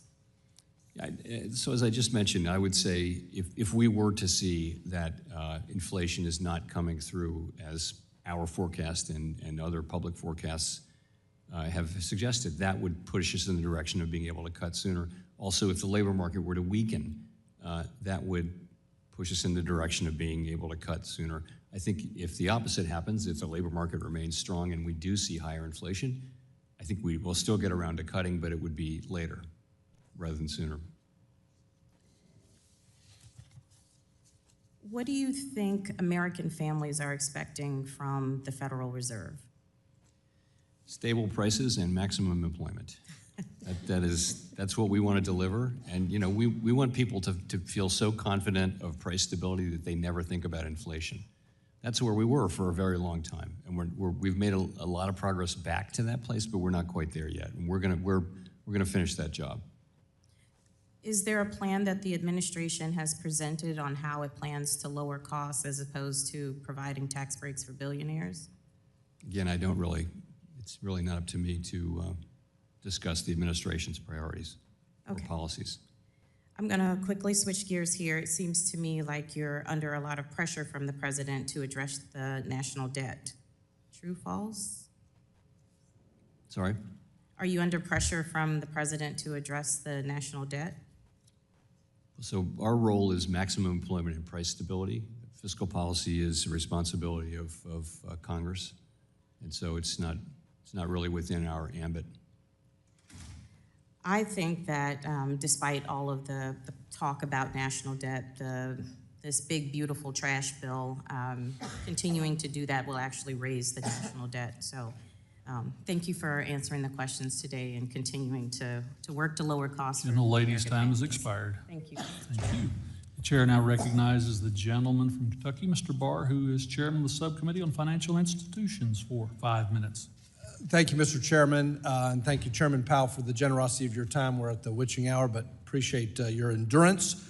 And with respect to my friends, the gentlelady's line of questioning, would a recession that would potentially result from a massive tax increase, a $4 trillion tax increase, would a recession help the debt and deficit picture? No. Tax receipts would go down and all that. Yeah, so I think this sky is falling scenario about the one big beautiful bill, we have to put into context, and I'm not asking you, Chairman Powell, to comment on this, but this is my editorial response to my colleague.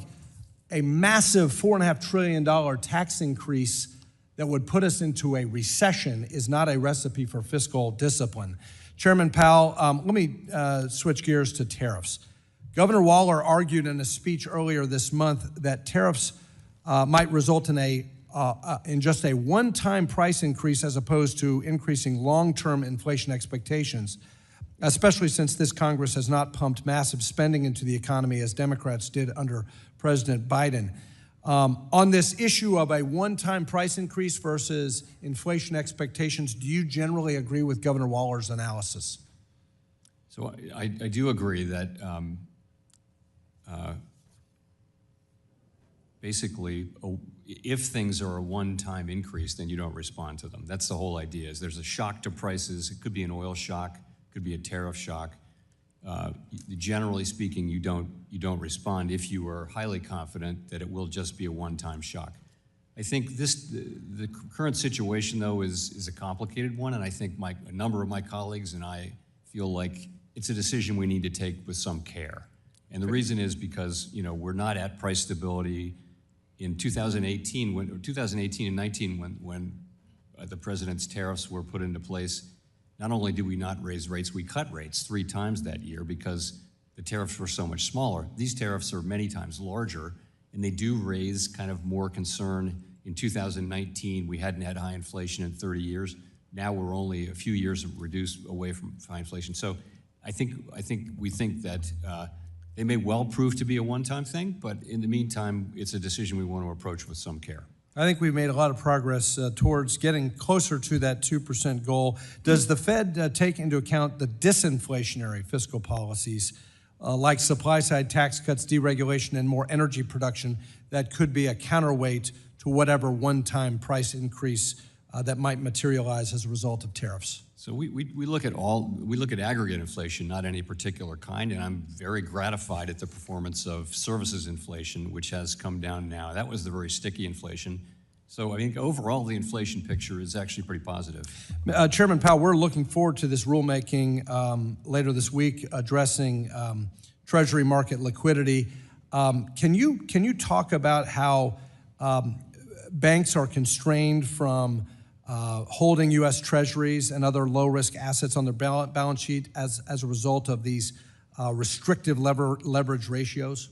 Yes, when banks are bound by the leverage ratio, when that's the binding capital constraint, then that's going to make low-risk, low-return assets, something you don't want to hold.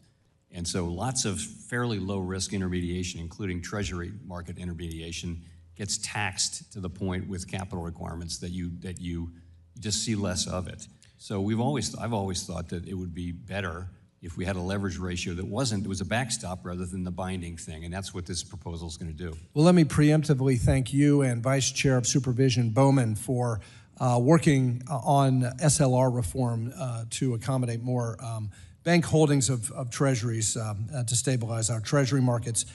Finally, I'm pleased to see that the Fed joined its interagency counterparts and announced that you no longer plan to consider reputational risk in your examination process. Senator Scott and I introduced the FIRM Act to stop the weaponization of the supervision process, to stop the targeting of politically unfashionable groups. Our bill requires regulators to focus on the true risks as opposed to political factors. What was the Federal Reserve's thought process in implementing this common sense reform?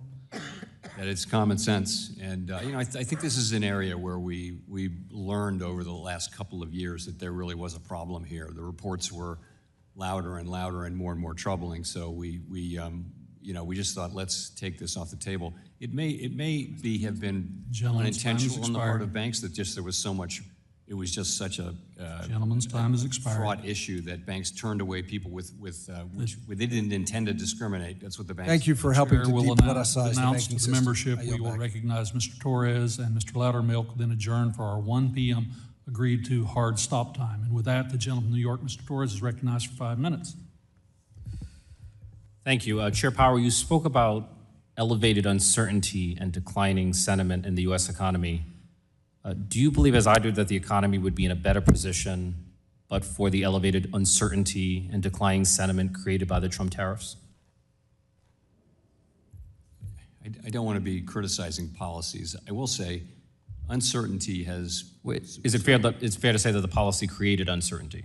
It's fair to say uncertainty was very elevated, but it's also fair to say that uncertainty has actually come down since the peak, if you will, in April. I think there's a different feeling out there now than there was 2 months ago, and it's more constructive feeling on the part of businesses, which you must be feeling too. But it's higher than it otherwise would be in the absence of the Liberation Day tariffs. To what extent was the elevated uncertainty a factor in keeping the Fed from cutting interest rates?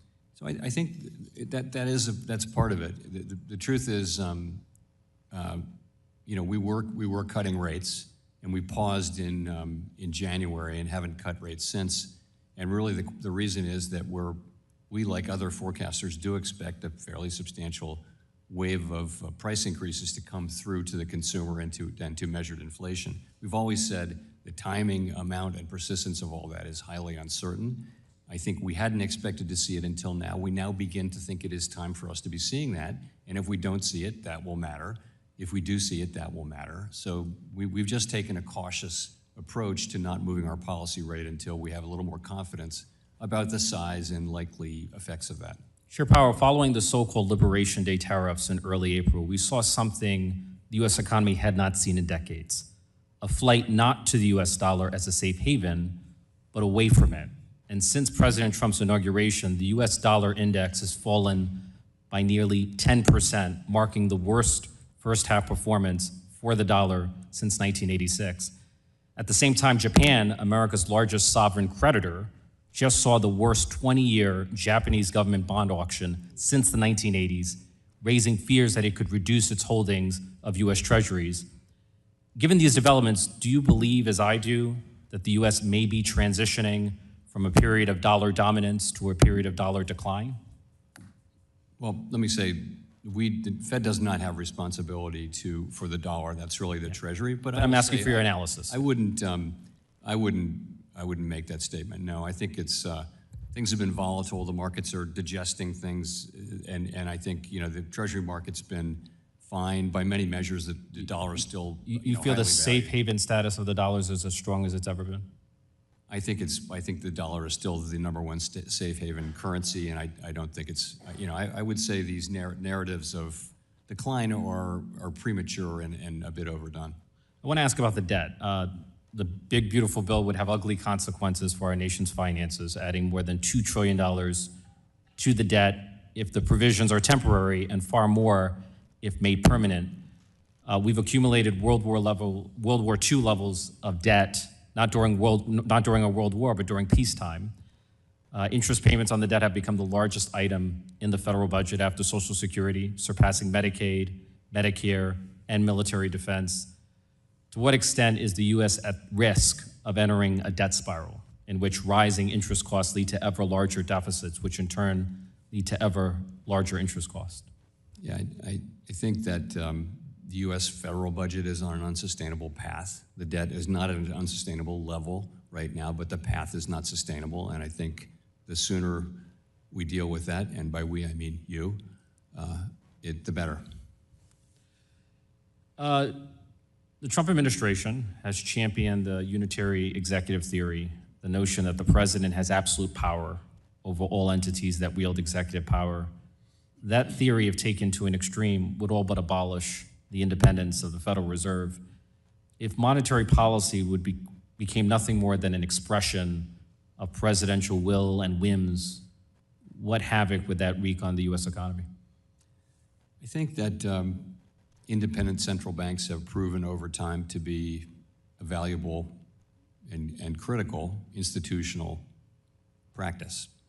And I think that is because basically advanced economy democracies around the world have given their central banks a degree of operational independence. They assign them goals. You go do this and you stick to those things, but we'll let you, you may choose the means of achieving those goals. It's called instrument independence, but not goal independence. And I think it's a very Gentleman's time has expired. Very important practice. Gentleman's time has expired. Chair now recognizes our last member of the day, the gentleman from Georgia, Mr. Loudermilk, for 5 minutes.